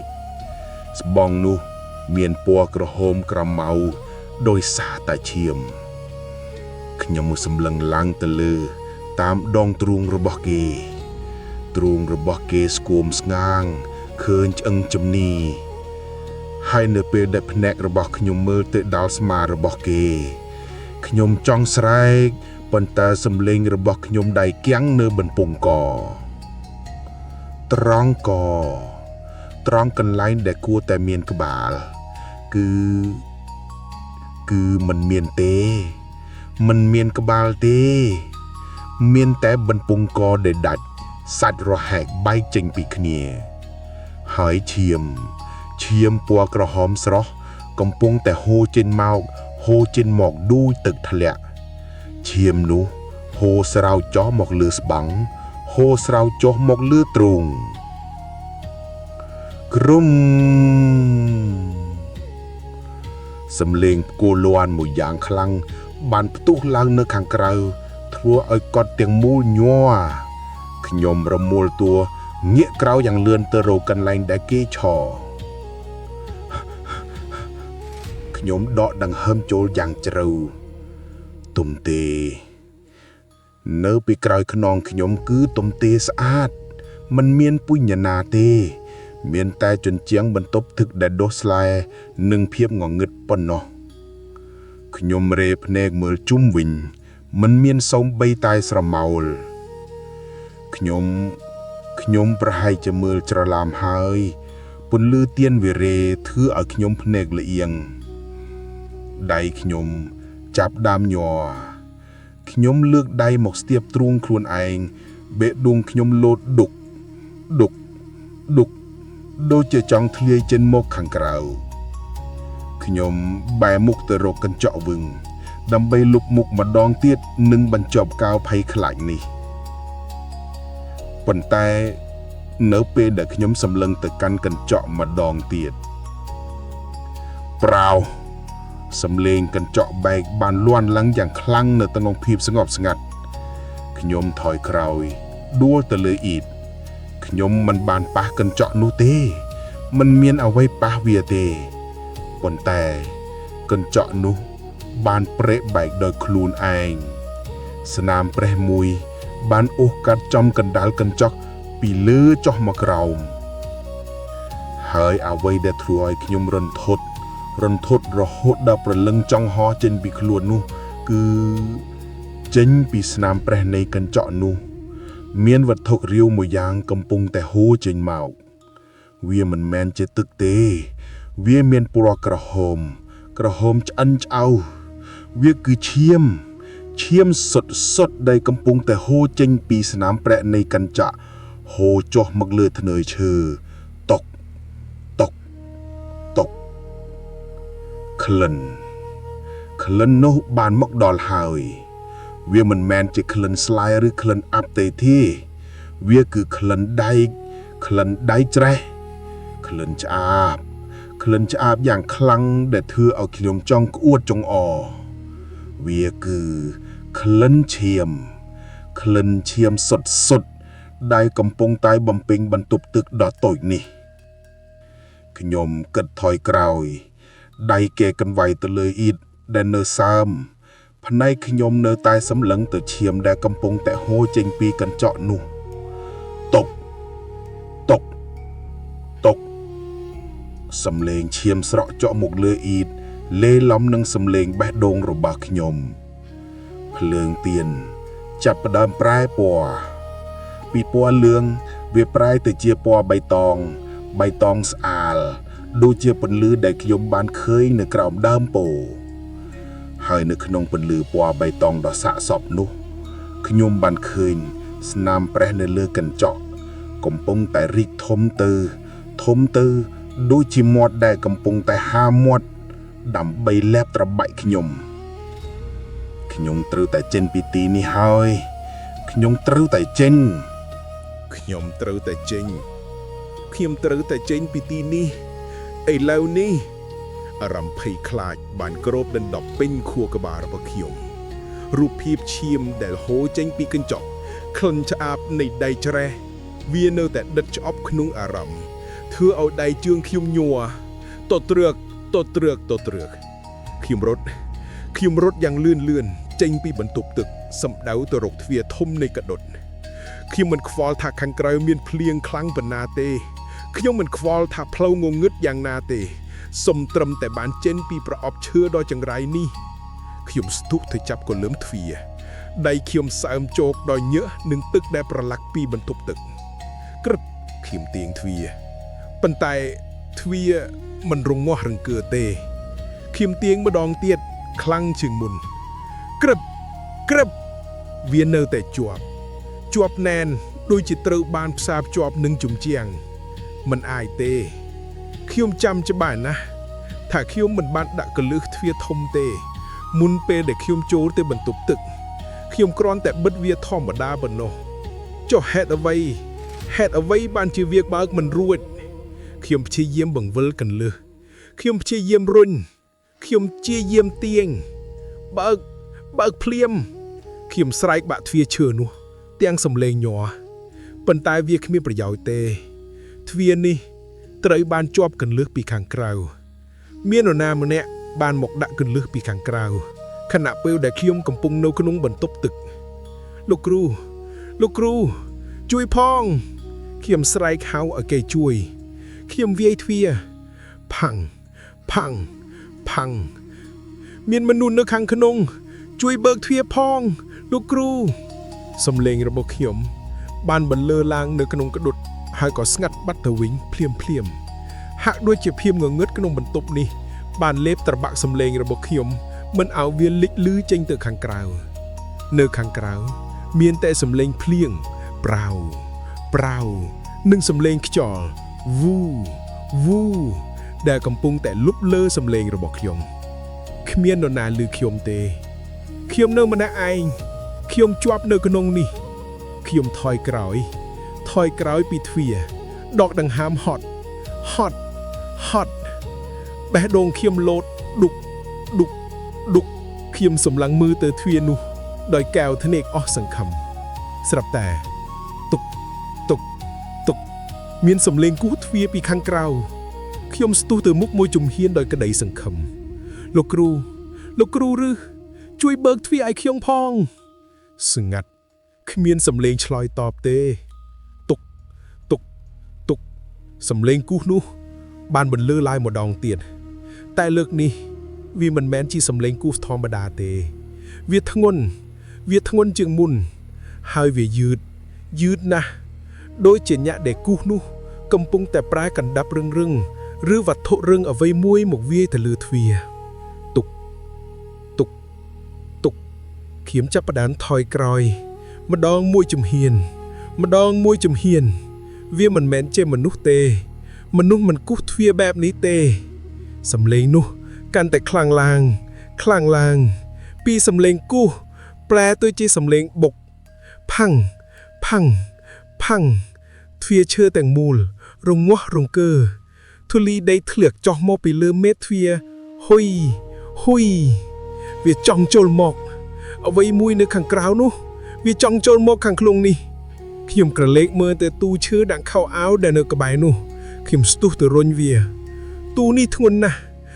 ខ្លាំងណាស់ខ្ញុំប្រឹងអស់ពីកម្លាំងកាយជើងខ្ញុំជន់ក្រមាលដៃខ្ញុំរុញសំឡេងជើងទូគិតនឹងក្រមាលកដាលន់ឡើងយ៉ាងវែងខ្ញុំរុញវាទៅបាំងទ្វារផាំងសំឡេងបុកទ្វារនៅតែបន្តកាន់តែខ្លាំងទៅខ្ញុំយកស្មាទៅទប់ទូយកខ្លួនទៅពាំងឈប់ទៅខ្ញុំស្រែកទាំងទឹកភ្នែកហើយបន្ទាប់មកវាឈប់សំឡេងបុកទ្វារនោះបានឈប់ស្ងាត់ទៅវិញភ្លាមដូចដែលវាបានចាប់ផ្ដើមស្ងាត់ជ្រុងងំខ្ញុំនៅអង្គុយបត់ជើងក្បែរទូយកដៃអបទ្រូងដកដង្ហើមហឺតើវាទៅហើយឬនៅខ្ញុំផ្ទៀងត្រចៀកស្ដាប់នៅពេលដែលបន្ទប់ស្ងាត់បែបនេះខ្ញុំចាប់ផ្ដើមឮសំឡេងមួយទៀតសំឡេងដកដង្ហើមសំឡេងនោះនៅជិតណាស់នៅជិតត្រចៀកខ្ញុំនេះឯងវាមិនមែនជាសំឡេងដកដង្ហើមរបស់ខ្ញុំទេវាគឺជាសំឡេងដកដង្ហើមធំធ្ងន់និងសើមខ្យល់ដកដង្ហើមនោះក្តៅដូចចំហាយទឹកដែលពុះហើយវាមានក្លិនសាច់រលួយក្លិនសាច់ដែលស្អុយរលួយយូរថ្ងៃផាយចូលចង្មោះខ្ញុំធ្វើឲ្យខ្ញុំចង់ក្អួកវាស្អុយណាស់ស្អុយដូចសាកសពខ្ញុំយកទៀនឆ្លុះទៅនៅខំបាតព្រះអើយនៅក្នុងនោះមិនមែនជាបាយឬម្ហូបអាហារទេវាពេញតែដោយសក់ខ្មៅវែងស្មុគស្មាញសក់នោះសើមនិងប្រឡាក់ដោយទឹកពណ៌លឿងដូចជាទឹករងៃហើយខណៈពេលដែលខ្ញុំកំពុងតែសម្លឹងមើលដោយក្តីរន្ធត់សំស័យសក់ទាំងនោះចាប់ផ្ដើមវារើដូចជាដង្កូវសក់រាប់ពាន់សំស័យរមួលចូលគ្នារមួលចុះឡើងវាមិនមែនជាសក់ទេវាដូចជាមានជីវិតគ្រប់សំឡេងសក់កជិតគ្នាដោយសំឡេងសត្វល្អតវ៉ា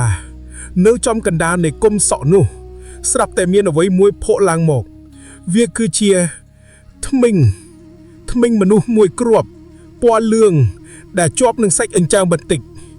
សក់ទាំងនោះកំពុងតែរមួលពាន់ជុំវិញធ្មេញនោះដូចជាកំពុងតែការពារវាឬក៏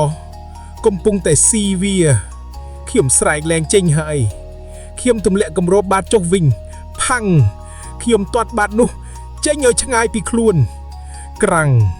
បាតនោះរមៀលទៅបុកចំជាងគម្របរបូតចេញមកសក់ទាំងនោះហៀចេញមកក្រៅវាពួកវាវ៉ាចេញមកលើក្រមាលក្តារវ៉ាតម្រង់មកខ្ញុំយឺតដូចជាពស់ពោខ្មៅរាប់រយក្បាលនៅក្នុងបន្ទប់នេះគ្មានកន្លែងណាដែលមានសុវត្ថិភាពទៀតទេសូម្បីតែខ្យល់ដែលខ្ញុំកំពុងដកដង្ហើមក៏ពោពេញទៅដោយក្លិននៃសក្តីស្លាប់ ជំពូកទីប្រទីប្រវត្តិដែលត្រូវគេលាក់បាំងពន្លឺថ្ងៃបានត្រឡប់មកវិញហើយប៉ុន្តែសម្រាប់ខ្ញុំវាហាក់ដូចជាគ្មានន័យអ្វីទាំងអស់ខ្ញុំអង្គុយនៅក្រៅសាលាឆាន់ដោយរាងកាយទន់ខ្សោយដៃទាំងពីររបស់ខ្ញុំកំពុងតែកាន់កែវទឹកក្តៅប៉ុន្តែខ្ញុំនៅតែមានអារម្មណ៍ថារងាញាក់ដល់ឆាំងក្បាលរបស់ខ្ញុំឈឺខ្លាំងណាស់វាមិនមែនជាការឈឺក្បាលធម្មតាទេវាឈឺដូចជាមានអ្វីមួយយ៉ាងកំពុងតែរត់នៅជុំវិញកញ្ជើងករបស់ខ្ញុំហើយមានអារម្មណ៍ថាដូចជាមានគេកំពុងតែយកដែកឬយូកាមកកាត់នៅត្រង់ករបស់ខ្ញុំយឺតអូយខ្ញុំយកដៃទៅស្ទាបកខ្លួនឯងវាក្តៅហាងចៅសំឡេងមួយបានបន្លឺឡើងពីក្រោយខ្នងខ្ញុំធ្វើឲ្យខ្ញុំភ្ញាក់ក្រញាងខ្ញុំងាកទៅមើលគឺលោកតាអាចារ្យវត្តម្នាក់ដែលមានវ័យចំណាស់ណាស់ហើយគាត់មានសក់ពណ៌សពីនក្បាលមុខមាត់ជ្រីជ្រួញប៉ុន្តែភ្នែករបស់គាត់នៅតែភ្លឺថ្លាហើយពោពេញទៅដោយការយល់ដឹងគាត់កាន់អំបោសរសៃដូងឈរសម្លឹងមកខ្ញុំដោយកៅភ្នែកអាណិតអាសូរមុខចៅឯងស្លេកណាស់ដោយមនុស្សគ្មានឈាមសលោកតានិយាយយឺតសំឡេងគាត់ស្អកដោយសំឡេងស្លឹកឈើស្ងួតកក់កិច្ចគ្នាគាត់ដាវមកអង្គុយជិតខ្ញុំដាក់អំបោសចុះហើយដកដង្ហើមធំខ្ញុំដាក់កែវទឹកចុះដៃខ្ញុំញ័រត្រើកលោកតាខ្ញុំនិយាយទាំងសំឡេងខ្សោយលោកតាដឹងមែនទេលោកតាដឹងថាមានរឿងអ្វីកើតឡើងនៅទីនេះមែនទេវត្តនេះគុតដិននោះមានអ្វីមួយយ៉ាងលោកតាសម្លឹងមុខខ្ញុំចំហើយងក់ក្បាលតិចតាដឹងលោកតាដឹងតាំងពីចៅឯងឈានជើងមកដំបងម្លេះថាចៅឯងនឹងជួបគាត់ជានរណាហេតុអ្វីក៏គាត់តាមលងបន្លែខ្ញុំមិនដែលស្គាល់គាត់ទេខ្ញុំមិនដែលធ្វើអ្វីខុសចំពោះគាត់ទេលោកតាងាកមើលទៅដើមពោធំនៅក្រោយគុតដែលកំពុងតែត្រូវបានខ្យល់បោះបោកវូរឿងនេះមិនមែនរឿងបុគ្គលទេចៅវាជារឿងកម្មពៀដែលធ្ងន់ដែលមិនអាចរលាយបានលោកតាឈប់មកសន្ទុះហាក់ដូចជាកំពុងតែថ្លឹងថ្លែងថាគួរនិយាយឬអត់បន្ទាប់មកគាត់ក៏ចាប់ផ្ដើមនិយាយសំឡេងគាត់ទៀបដូចជាសំឡេងផ្សឹបរឿងនេះកើតឡើងយូរហើយតាំងពីសម័យសង្គ្រាមសម័យដែលស្រុកទេសមានតែភ្លើងនិងឈាមលោកតាចាប់ផ្ដើមលៀបរាប់កាលនោះវត្តនេះធ្លាប់មានព្រះពុទ្ធរូបមាឃមួយអង្គស័ក្តិសិទ្ធិណាស់អ្នកស្រុកគោរពបូជាណាស់ប៉ុន្តែនៅចំណោមព្រះសង្ឃក្នុងវត្តមានមួយអង្គឈ្មោះលោកគ្រូធុនគាត់បួសប៉ុន្តែចិត្តមិនបួសទេចិត្តគាត់ល្មមទាំងមាសប្រាស់ល្មមទាំងកាមគុណខ្ញុំស្ដាប់លោកតាដោយយកចិត្តទុកដាក់ខ្យល់នៅជុំវិញខ្លួនខ្ញុំហាក់ដូចជាវិលវល់យប់មួយលោកតាបន្តយប់ដែលមេឃភ្លៀងខ្លាំងដូចយប់មិញនេះឯងលោកគ្រូធុនបានលួចចូលទៅក្នុងព្រះវិហារគាត់មានបំណងលួចព្រះពុទ្ធរូបមាសនោះទៅលក់ដើម្បីយកប្រាក់រត់ទៅនៅស្រុកឆ្ងាយប៉ុន្តែព្រះពុទ្ធរូបនោះធ្ងន់ណាស់លើកមិនរួចទេដោយសារតែសេចក្តីល្មមគ្របដណ្ដប់គាត់ដាច់ចិត្តយកកំបិតផ្កាក់លោកតាឈប់គាត់លឹបទឹកមកកគាត់យកកំបិតផ្កាក់កាត់ប្រះកេះកាត់ក្បាលព្រះពុទ្ធរូបមាសនោះយកតែក្បាលដើម្បីងាយស្រួលលាក់នៅក្នុងស្បឹងខ្ញុំព្រឺក្បាលញ៉ារូបភាពព្រះសង្ឃដែលមានគ្មានក្បាលផុសឡើងនៅក្នុងគំនិតរបស់ខ្ញុំចុះបន្ទាត់មកទៀតកម្មពៀវាមានភ្នែកលោកតានិយាយតាំងសំឡេងមឹងម៉ាត់ពេលដែលគាត់កំពុងតែរត់គេចខ្លួនជាមួយនឹងក្បាលព្រះពុទ្ធនៅក្នុងបាតគាត់បានរត់ទីពួននៅក្រោមដើមពោក្រោយគុតឌិនកន្លែងដែលចៅឯងស្នាក់នឹងឯងគាត់គិតថាគាត់មានសុវត្ថិភាពហើយប៉ុន្តែគាត់មិនដឹងទេថាក្រុមចៅប្រៃមួយក្រុមកំពុងតែតាមដានគាត់ចៅទាំងនោះ មិនមែនចង់បានបុណ្យទេគឺចង់បានមាសខ្យល់បក់មកកាន់តែខ្លាំងវូវូធ្វើឲ្យស្លឹកឈើជ្រុះព្រូចៅទាំងនោះបានចាប់គាត់ពួកគេដណ្ដើមយកក្បាលព្រះមាសនោះទៅហើយដោយសារតែខឹងនឹងលោកគ្រូធុនដែលហ៊ានតដៃមេក្រុមចៅបានយកដាវសាមូរ៉ាយលោកតាលើកដៃធ្វើកាយវិការកាប់ឆ្វាច់មួយដាវក្បាលរបស់លោកគ្រូធុនបានដាច់ចេញពីខ្លួនធ្លាក់ទៅដីទាំងភ្នែកនៅបើកធំឈាមហូរស្រោចដើមពោក្រហមឆ្អិនឆ្អៅខ្ញុំយកដៃខ្ទប់មាត់ចង់ក្អួតក្បាលរបស់ខ្ញុំកាន់តែឈឺឡើងដូចជាមានរណាកំពុងតែអាកាត់ឆ្អឹងករបស់ខ្ញុំឆ្វាច់តាំងពីពេលនោះមកលោកតានិយាយបន្តវិញ្ញាណរបស់គាត់មិនទេរណាទេគាត់មិនអាចទៅចាប់ជាតិបានទេព្រោះកម្មរបស់គាត់ធ្ងន់ណាស់កម្មដែលកាត់ក្បាលព្រះនិងកម្មដែលត្រូវគេកាត់ក្បាលវិញគាត់ជាប់នៅទីនេះជាប់នៅសេចក្តីទុក្ខវេទនានិងការស្វែងរកគាត់រកអ្វីខ្ញុំសួរទោះបីជាក្នុងចិត្តខ្ញុំដឹងចម្លើយក៏ដែរលោកតាសម្លឹងមកខ្ញុំភ្នែករបស់គាត់មុតស្រួចគាត់រកក្បាលរបស់គាត់ដែលបិទចៅទាំងនោះមិនត្រឹមតែសម្លាប់ទេពួកគេបានយកក្បាលគាត់ទៅបោះចោលនៅកន្លែងផ្សេងដើម្បីកុំឲ្យវិញ្ញាណរបស់គាត់តាមរកឃើញហើយឥឡូវនេះលោកតាបន្ទាបសម្លេងពេលដែលគាត់រកក្បាលខ្លួនឯងមិនឃើញ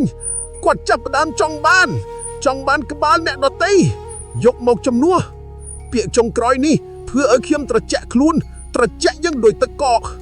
ក្បាលអ្នកដតីមែនហើយអ្នកដែលមកស្នាក់នេះគាត់ឌិននោះសុទ្ធតែត្រូវគាត់រំខានខ្លាចរុនចោលខ្លាចឈួត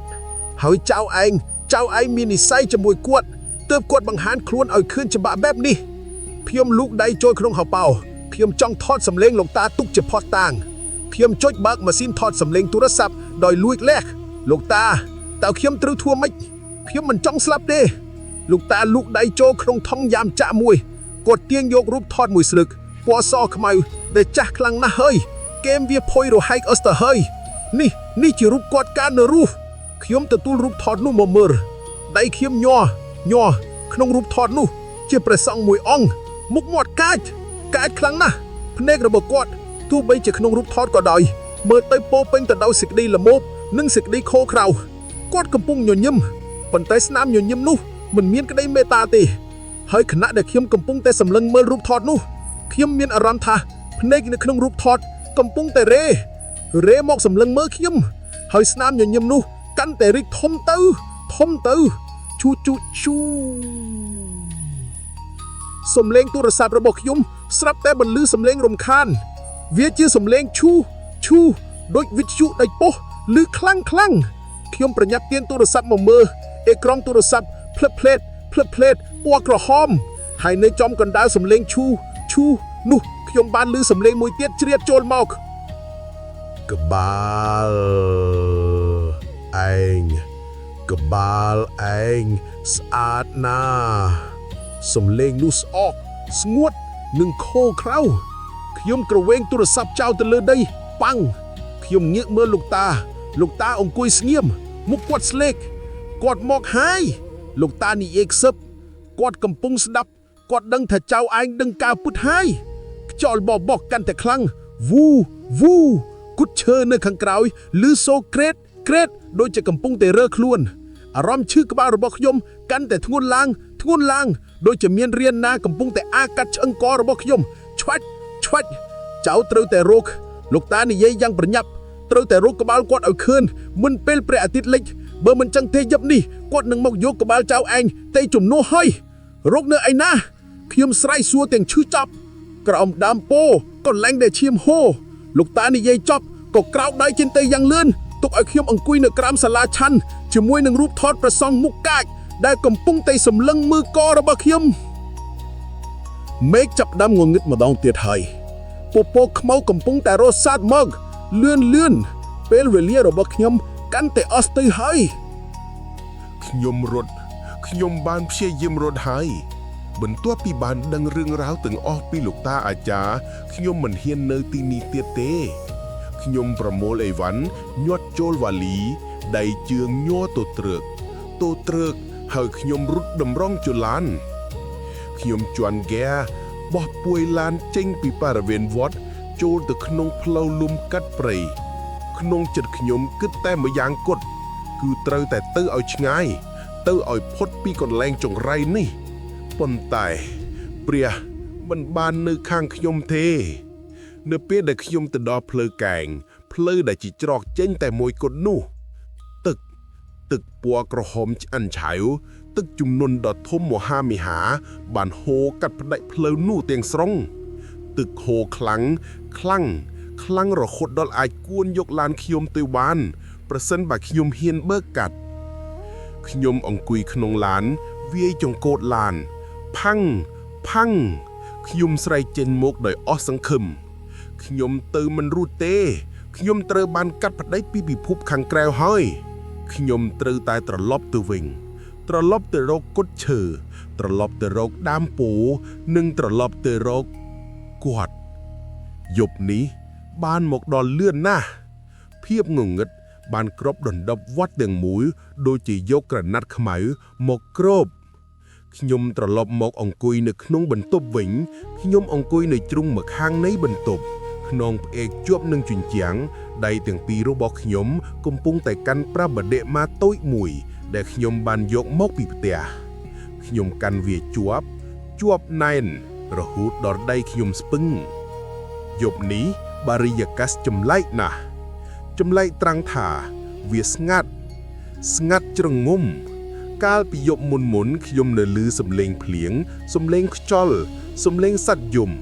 ប៉ុន្តែយប់នេះគ្មានទេគ្មានសំឡេងសត្វចង្រិតគ្មានសំឡេងកង្កែបគ្មានសូម្បីតែសំឡេងខ្យល់បក់ស្លឹកឈើពិភពលោកទាំងមូលហាក់ដូចជាបានស្លាប់បាត់ទៅហើយនៅសល់តែខ្ញុំម្នាក់ឯងដែលកំពុងតែដកដង្ហើមហើយអាកាសធាតុវាត្រជាក់ខ្លាំងវាមិនមែនជាភាពត្រជាក់នៃទឹកភ្លៀងទេវាជាភាពត្រជាក់ដែលជ្រាបចូលទៅក្នុងសាច់ចូលទៅក្នុងឆ្អឹងខ្ញុំដកដង្ហើមចេញមកខ្ញុំឃើញចំហាយទឹកពណ៌សហុយចេញពីមាត់ខ្ញុំនៅក្នុងបន្ទប់នេះត្រជាក់ដូចជាក្នុងទូទឹកកកឬត្រជាក់ដូចជានៅកន្លែងតម្កល់សពដើម្បីកំចាត់ភ័យខ្លាចខ្ញុំសម្រេចចិត្តអ៊ុតធូបខ្ញុំមានធូប3ស្រសៃដែលលោកតាអាចារ្យបានឲ្យខ្ញុំអុជវាផ្សែងធូបហុយឡើងពណ៌សខ្ញុំលើកដៃសំពះបិទភ្នែកព្យាយាមសូត្រធម៌អ្នកមោតស្សៈភិក្ខវតោភពភ្លាមនោះភ្លើងធូបកលុតព្រមគ្នាទាំង3ស្រសៃខ្ញុំបើកភ្នែកមើលទាំងតក់ស្លុតនៅក្នុងបន្ទប់នេះគ្មានខ្យល់ទេបង្អោកបិទចិត្តទ្វារបិទចិត្តហេតុអ្វីបានជាធូបលុតផ្សែងធូបដែលនៅសេសសល់មិនបានហុយឡើងទៅលើទេវាហុយចុះមកក្រោម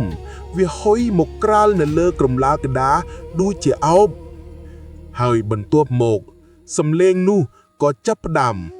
វាមិនមែនមកពីលើដំបូលឬបង្អោកទេវាមកពីខាងក្រោមមកពីក្រោមផ្ទះត្រង់កន្លែងដែលខ្ញុំកំពុងអង្គុយនេះឯងក្រឹកសំឡេងដូចជាមានអ្វីមួយយ៉ាងធ្ងន់កំពុងតែត្រូវបានគេអូលឺដីខ្ញុំឈប់ដកដង្ហើមខ្ញុំផ្ទៀងត្រចៀកក្រឹតសំឡេងនោះកំពុងតែផ្លាស់ទីវាអូសពីក្រោមដើមពោធិ៍អូសមករកជើងជណ្ដើរទឹកនៃខ្ញុំហូរចេញមកដោយមិនខ្លួនឯងខ្ញុំដឹងថាជានរណាគាត់មកហើយគាត់មកយកខ្ញុំហើយគ្រប់សំឡេងជើងជន់លើជណ្ដើរកម្រិតទី1ជណ្ដើរឈើចាស់លួនសំឡេងតវ៉ាអេតគ្រប់កម្រិតទី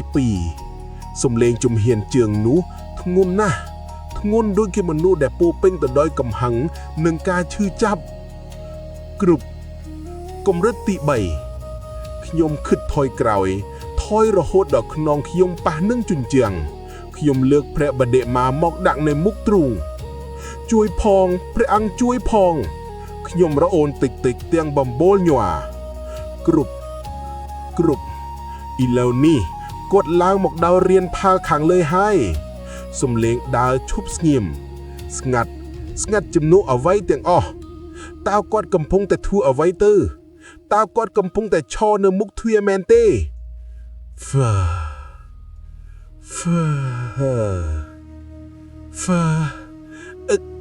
សំឡេងមួយបានបន្លឺឡើងពីខាងក្រៅទ្វារវាមិនមែនជាសំឡេងមនុស្សនិយាយទេវាជាសំឡេងខ្យល់ដែលបាញ់ចេញពីបំពង់ហ្វាខ្ញុំព្រឺក្បាលខ្ញាក់ខ្ញុំដឹងថាវាជាសំឡេងអ្វីវាជាសំឡេងដកដង្ហើមរបស់មនុស្សដែលគ្មានច្រមុះគ្មានមាត់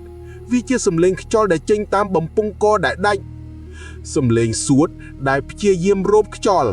ទាំងដែលគ្មានក្បាលផងក្រឹតសំឡេងក្រចកដៃដែលវែងនិងរឹងកំពុងតែឆោតនៅលើផ្ទៃទ្វារឈើក្រឹតគាត់កំពុងតែរកផ្លូវចូលភ្នែករបស់ខ្ញុំ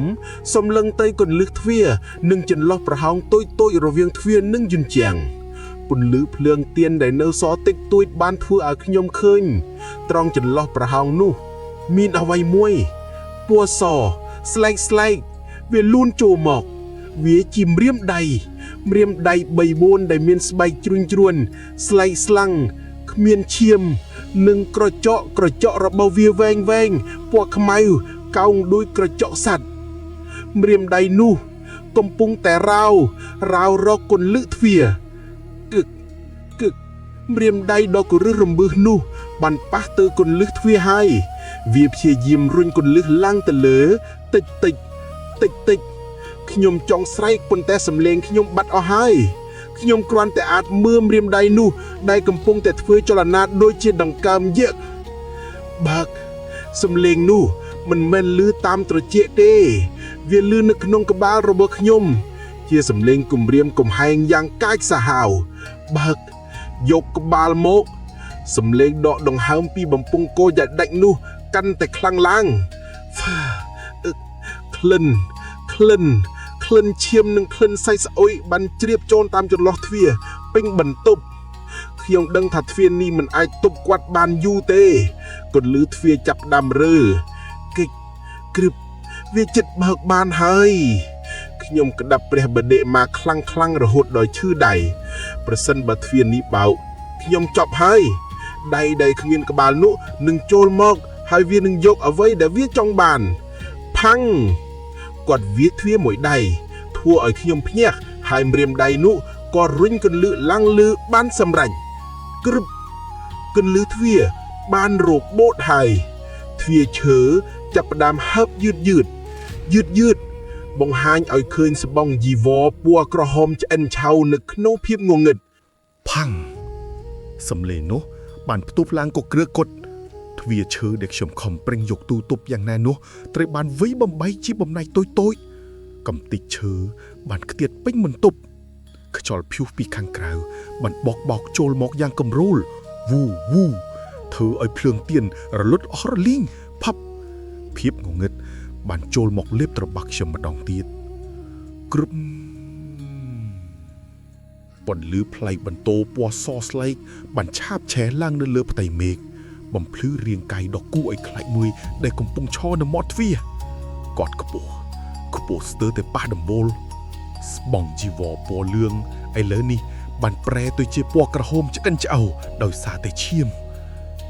ស្រស់កំពុងតែហូរចេញពីស្បង់ស្រក់ចុះមកលើកម្រាលក្តារតក់ខ្ញុំសម្លឹងមើលទៅលើដោយកែវភ្នែកដែលពោពេញទៅដោយភាពរន្ធត់ទ្រូងរបស់គាត់សមាទាំងពីររបស់គាត់កំពុងតែញ័រតាមចង្វាក់នៃដកដង្ហើមដ៏លំបាកហើយនៅពីលើសមានោះទូទេគ្មានអ្វីសោះមានតែបំពង់កដែលដាច់សាច់រហាយក្រញ៉ែរញ៉ៃនិងឆ្អឹងសដែលលេចមកឈាមកំពុងតែពុះប្លឹកត្រង់មាត់បំពង់កនោះអ៊ុបសំឡេងធ្ងោបានចេញមកពីត្រង់កន្លែងដែលដាច់នោះវាជាសំឡេងនៃខ្យល់ដែលឆ្លងកាត់ឈាមខ្ញុំថយក្រោយរហូតដល់ខ្នងខ្ញុំប៉ះនឹងជុំចាំងជើងខ្ញុំទន់ដូចជាសំឡេងខ្ញុំចង់ស្រែកប៉ុន្តែសំឡេងខ្ញុំហាក់ដូចជានរណាម្នាក់លូកដៃចូលមកបិទនៅក្នុងបំពង់កភ្លាមនោះរាងកាយនោះបានស្ទុះចូលមកយ៉ាងលឿនក្លិនសាច់ស្អុយនិងក្លិនឈាមឆ្អាបបានបុកចូលច្រមុះខ្ញុំខ្លាំងធ្វើឲ្យខ្ញុំរកកិលចង់សន្លប់ដៃទាំងពីររបស់គាត់បានលូកមក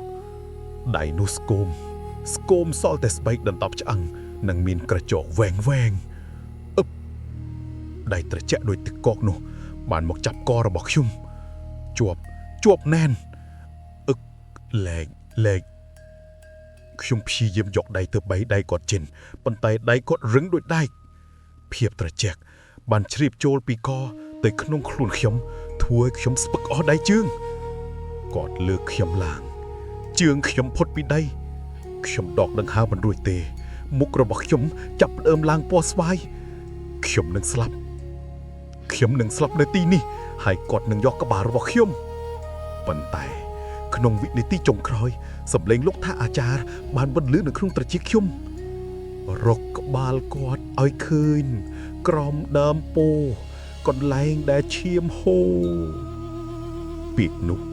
បានដាស់ស្មារតីឲ្យខ្ញុំភ្ញាក់ឡើងវិញខ្ញុំមិនអាចស្លាប់បានទេខ្ញុំត្រូវតែរកខ្ញុំប្រមូលកម្លាំងចុងក្រោយលើកជើងឡើងហើយធាក់ទៅលើពោះរបស់គាត់ខ្លាំងរាងកាយគ្មានក្បាលនោះបានថយក្រោយបន្តិចដៃគាត់របួសចេញពីកខ្ញុំខ្ញុំធ្លាក់មកដល់ដីខ្ញុំមិនរងចាំទេខ្ញុំស្ទុះទៅបង្អើងហើយលោតមកចេញទៅខាងក្រៅក្រាំងកញ្ចក់បង្អើងបែកខ្ចាយរាងកាយរបស់ខ្ញុំធ្លាក់ចេញពីកុដទៅក្នុងភាពងងឹតខ្ញុំធ្លាក់មកលើដីភុកខាងក្រោមឈឺជុកចាប់ពេញតួភ្លៀងកំពុងធ្លាក់ខ្លាំងដូចគេចាក់ទឹកខ្ញុំវ៉ាលើដីភុកសម្ដៅទៅរកដើមពោធំដែលនៅមិនឆ្ងាយក្រឹមផ្លៃបន្ទោបានបង្ហាញឲ្យឃើញដើមពោនោះនិងដីភុកត្រង់កន្លែងគល់ដែលមានពណ៌ក្រហមដូចឈាមខ្ញុំស្ទុះទៅកន្លែងនោះខ្ញុំប្រើដៃទាំងពីរកាយដីតាំងកម្រួល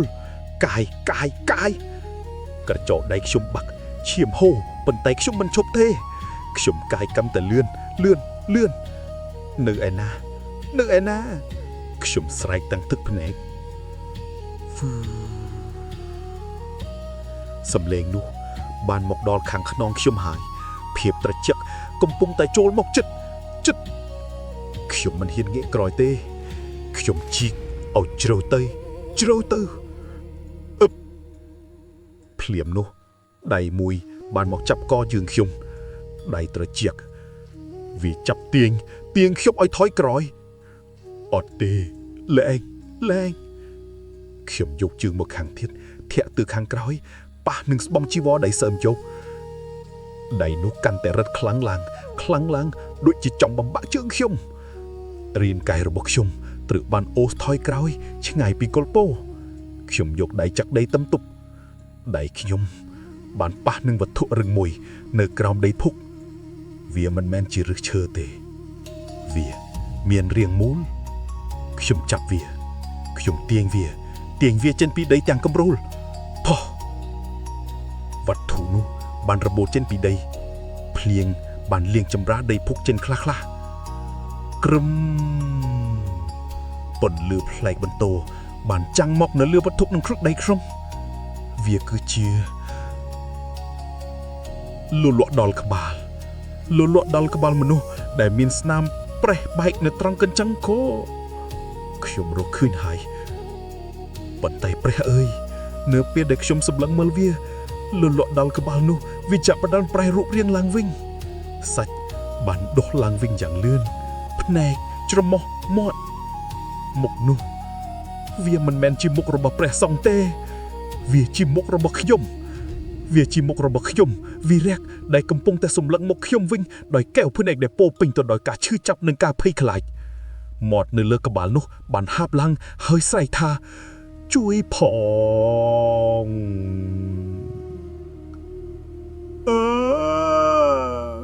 ខ្ញុំស្រែកយ៉ាងខ្លាំងដោយការរន្ធត់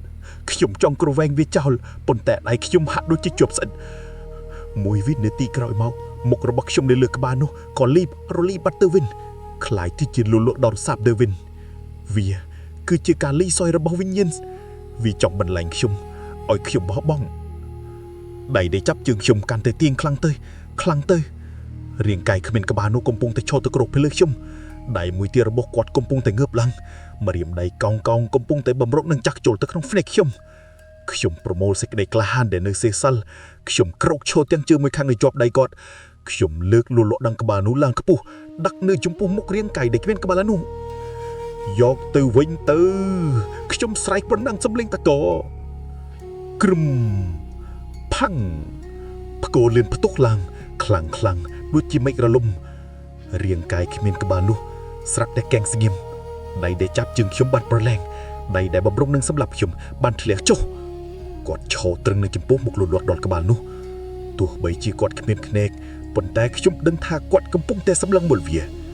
ខ្យល់ព្យុះហាក់ដូចជាស្ងប់ទៅវិញមួយរយៈរាងកាយរបស់គាត់ចាប់ផ្ដើមញ័រតត្រើកដៃទាំងពីររបស់គាត់បានលើកឡើងយឺតមិនមែនមករៀនខ្ញុំទេគឺមកទទួលលូលាស់ដល់ក្បាលនោះពីដៃខ្ញុំម្រាមដៃត្រជាក់បានមកប៉ាក់ដៃខ្ញុំប៉ុន្តែលើកនេះវាមិនមានកម្លាំងកាយសាហាវទៀតទេវាគ្រាន់តែជាភាពត្រជាក់និងសេចក្តីសោកស្ដាយគាត់ទទួលលូលាស់ដល់ក្បាលនោះទៅចាប់កាន់ក្នុងដៃគាត់អូបវាជាប់នឹងទ្រូង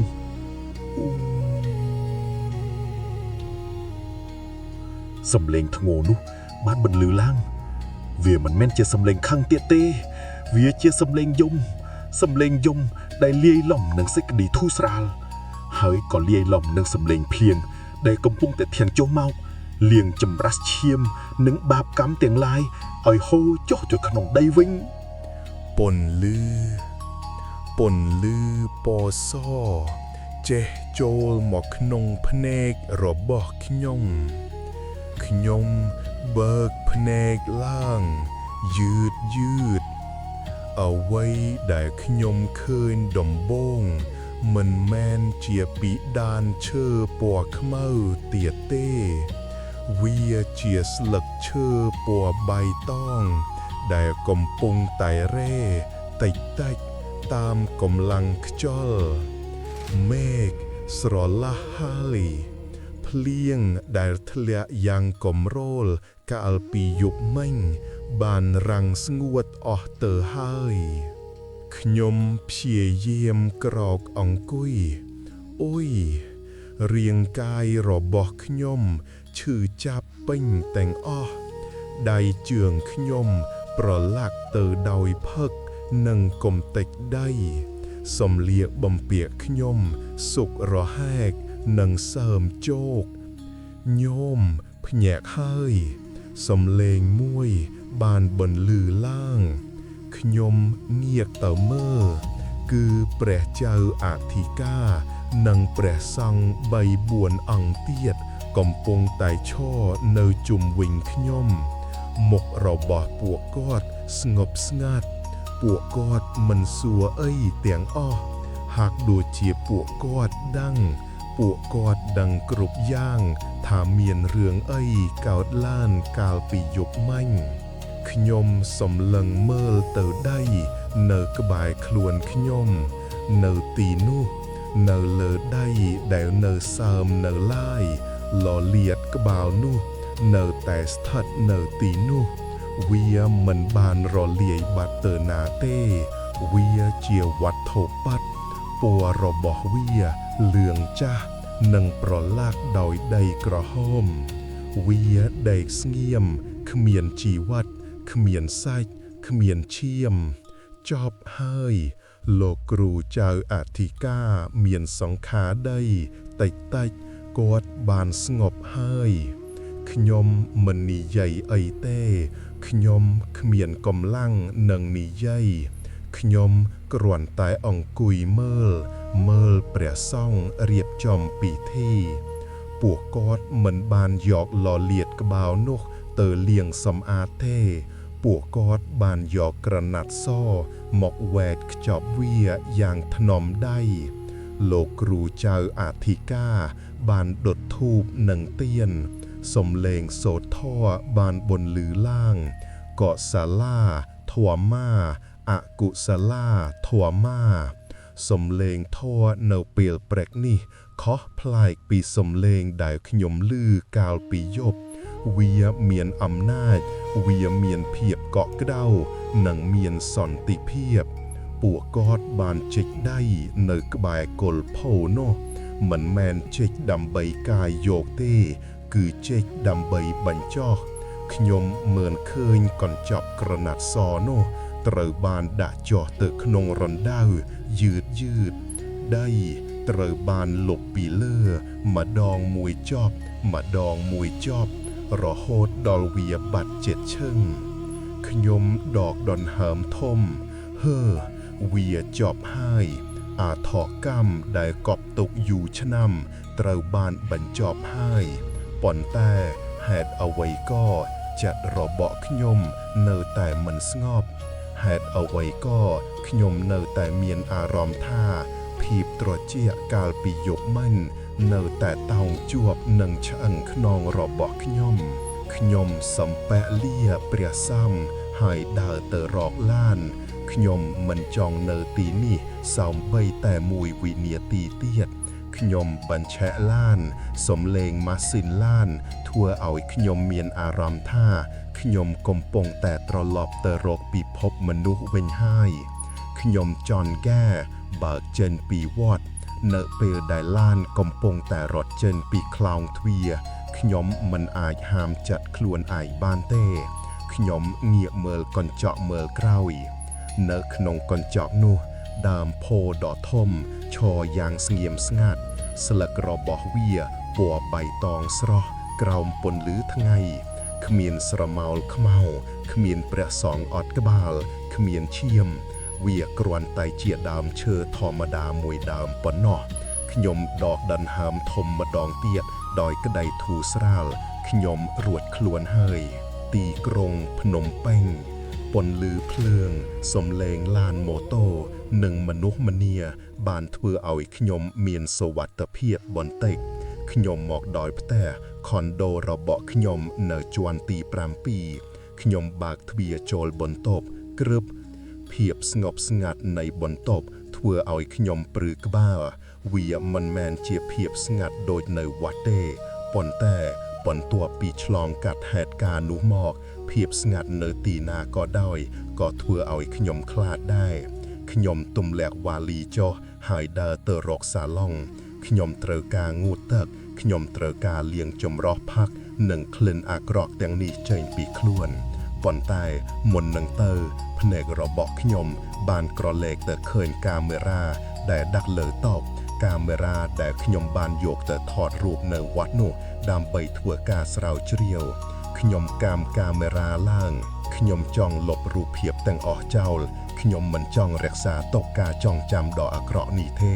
ខ្ញុំចុចបើកអេក្រង់កាមេរ៉ាភ្លឺឡើងខ្ញុំចុចមើលរូបភាពម្ដងរូបថតព្រះវិហាររូបថតចម្លាក់រូបថតដើមផូពីចម្ងាយរូបភាពទាំងនេះមើលទៅធម្មតាខ្ញុំចុចបន្តទៀតលឿនស្រាប់តែដៃខ្ញុំឈប់រូបថតចុងក្រោយរូបថតនេះខ្ញុំមិនចាំថាខ្ញុំបានថតវាទេវាមិនមាននៅក្នុងការចងចាំរបស់ខ្ញុំសោះនៅក្នុងរូបថតនោះវាជាពាវយប់ងងឹតប៉ុន្តែមានពន្លឺផ្លេកបន្តជួយបំភ្លឺវាជារូបថតពីមុំទាបហាក់ដូចជាកាមេរ៉ាបានធ្លាក់មកលើដៃហើយថតដោយចៃដន្យនៅក្នុងរូបខ្ញុំឃើញខ្លួនឯងខ្ញុំកំពុងតែដេកសន្លប់នៅលើដីផឹកក្បែរគល់ផូមុខរបស់ខ្ញុំស្លែកស្លាងប្រឡាក់ដីប៉ុន្តែអ្វីដែលធ្វើឲ្យបេះដូងខ្ញុំឈប់លោតនោះគឺនៅពីលើរាងកាយរបស់ខ្ញុំមានស្រមោលមួយស្រមោលពណ៌ខ្មៅនៃដៃមួយខាងដៃនោះស្គមវែងនិងមានក្រចកស្រួចវាកំពុងតែលូកមកវាកំពុងតែដាក់នៅលើករបស់ខ្ញុំហាក់ដូចជាកំពុងតែវាស់ឬក៏កំពុងតែសំកល់កាមេរ៉ាធ្លាក់ពីដៃខ្ញុំដើបខ្ញុំស្ទុះក្រោកឈរឡើងទាំងតក់ស្លុតដៃខ្ញុំឡើងមកស្ទាបកខ្លួនឯងភ្លាមឈឺវាឈឺខ្ញុំរត់ទៅរកកញ្ចក់នៅចង្កៀងបន្ទប់ខ្ញុំសម្លឹងមើលខ្លួនឯងក្នុងកញ្ចក់មុខខ្ញុំស្លែកដូចមនុស្សស្លាប់ខ្ញុំងាវកខ្លាចបន្តិចព្រះអាយខ្ញុំមិនបានសុំអីទេនៅជុំវិញករបស់ខ្ញុំមានស្នាមជាមពណ៌ស្វាយក្រមៅវាមិនមែនជាស្នាមធម្មតាទេវាជាស្នាមរៀមដៃ5ដែលរុំជុំវិញកខ្ញុំយ៉ាងច្បាស់ស្នាមមេដៃនៅខាងមុខនិងស្នាមរៀម4ទៀតនៅខាងក្រោយផ្នែកដែលស្នាមនោះនៅវាត្រជាក់ ត្រជាក់ដូចមានតកកមកស្អំហើយវាកំពុងតែឈឺខ្ទោកដូចជាមានអ្វីមួយយ៉ាងកំពុងតែរឹតបន្តិចម្ដងខ្ញុំថយក្រោយថយចេញពីកញ្ចក់មិនមែនទេមិនពិតទេខ្ញុំចេញមកហើយតើខាត់បានក្បាលខាត់វិញហើយតើខាត់ទៅហើយតើរៀងសំឡេងទូរស័ព្ទដៃរបស់ខ្ញុំបានបន្លឺឡើងខ្ញុំភ្ញាក់ក្រញាំងខ្ញុំសម្លឹងមើលទៅទូរស័ព្ទដែលដាក់លើសាឡុងរៀងសំឡេងរ៉ូតឮខ្លាំងនៅក្នុងបន្ទប់ដ៏ស្ងាត់ជ្រោមនេះខ្ញុំដើរទៅជិតយឺតនៅលើអេក្រង់គ្មានលេខទេវាដាក់ថា unknown number លេខមិនស្គាល់ដៃខ្ញុំញ័រខណៈដែលខ្ញុំលូកទៅចាប់ទូរស័ព្ទខ្ញុំចុចរទស្សន៍អាឡូស្ងាត់គ្មានសំឡេងឆ្លើយតបទេមានតែភាពស្ងប់ស្ងាត់អាឡូនរណាគេហើយបន្ទាប់មកសំឡេងនោះក៏មកដល់សំឡេងដកដង្ហើមចេញពីបំពង់កៅដែលដាច់សំឡេងខ្យល់ដែលឆ្លងកាត់ឈាមពោះផ្លោកវាច្បាស់ដូចជាម្ចាស់សំឡេងនោះកំពុងតែឈរនៅពីក្រោយក្នុងអ៊ីឡូវនេះនៅមិនទាន់ចប់ទេសំឡេងកោបំពង់កៅបានបន្លឺឡើងយឺតក្បាលឯងគឺជារបស់អាត្មាទូតទូរស័ព្ទដាច់ទៅវិញខ្ញុំទម្លាក់ដៃចុះខ្ញុំមានអារម្មណ៍ថាខ្យល់នៅក្នុងបន្ទប់នេះប្រែជាធ្ងន់និងត្រជាក់ហើយក្លិននោះបានមកដល់ហើយក្លិនធូបលាយនឹងក្លិនសាច់រលួយខ្ញុំងាកទៅមើលកញ្ចក់ម្ដងទៀតនៅក្នុងកញ្ចក់នៅពីក្រោយខ្នងខ្ញុំស្បង់ជីវរពណ៌ក្រហមកំពុងតែលេចហើយមកក្នុងភាពងងឹតខ្ញុំមិនបានចេញមកតែម្នាក់ឯងទេខ្ញុំបាននាំខត់មកជាមួយចប់ដោយសេចក្តីវិណា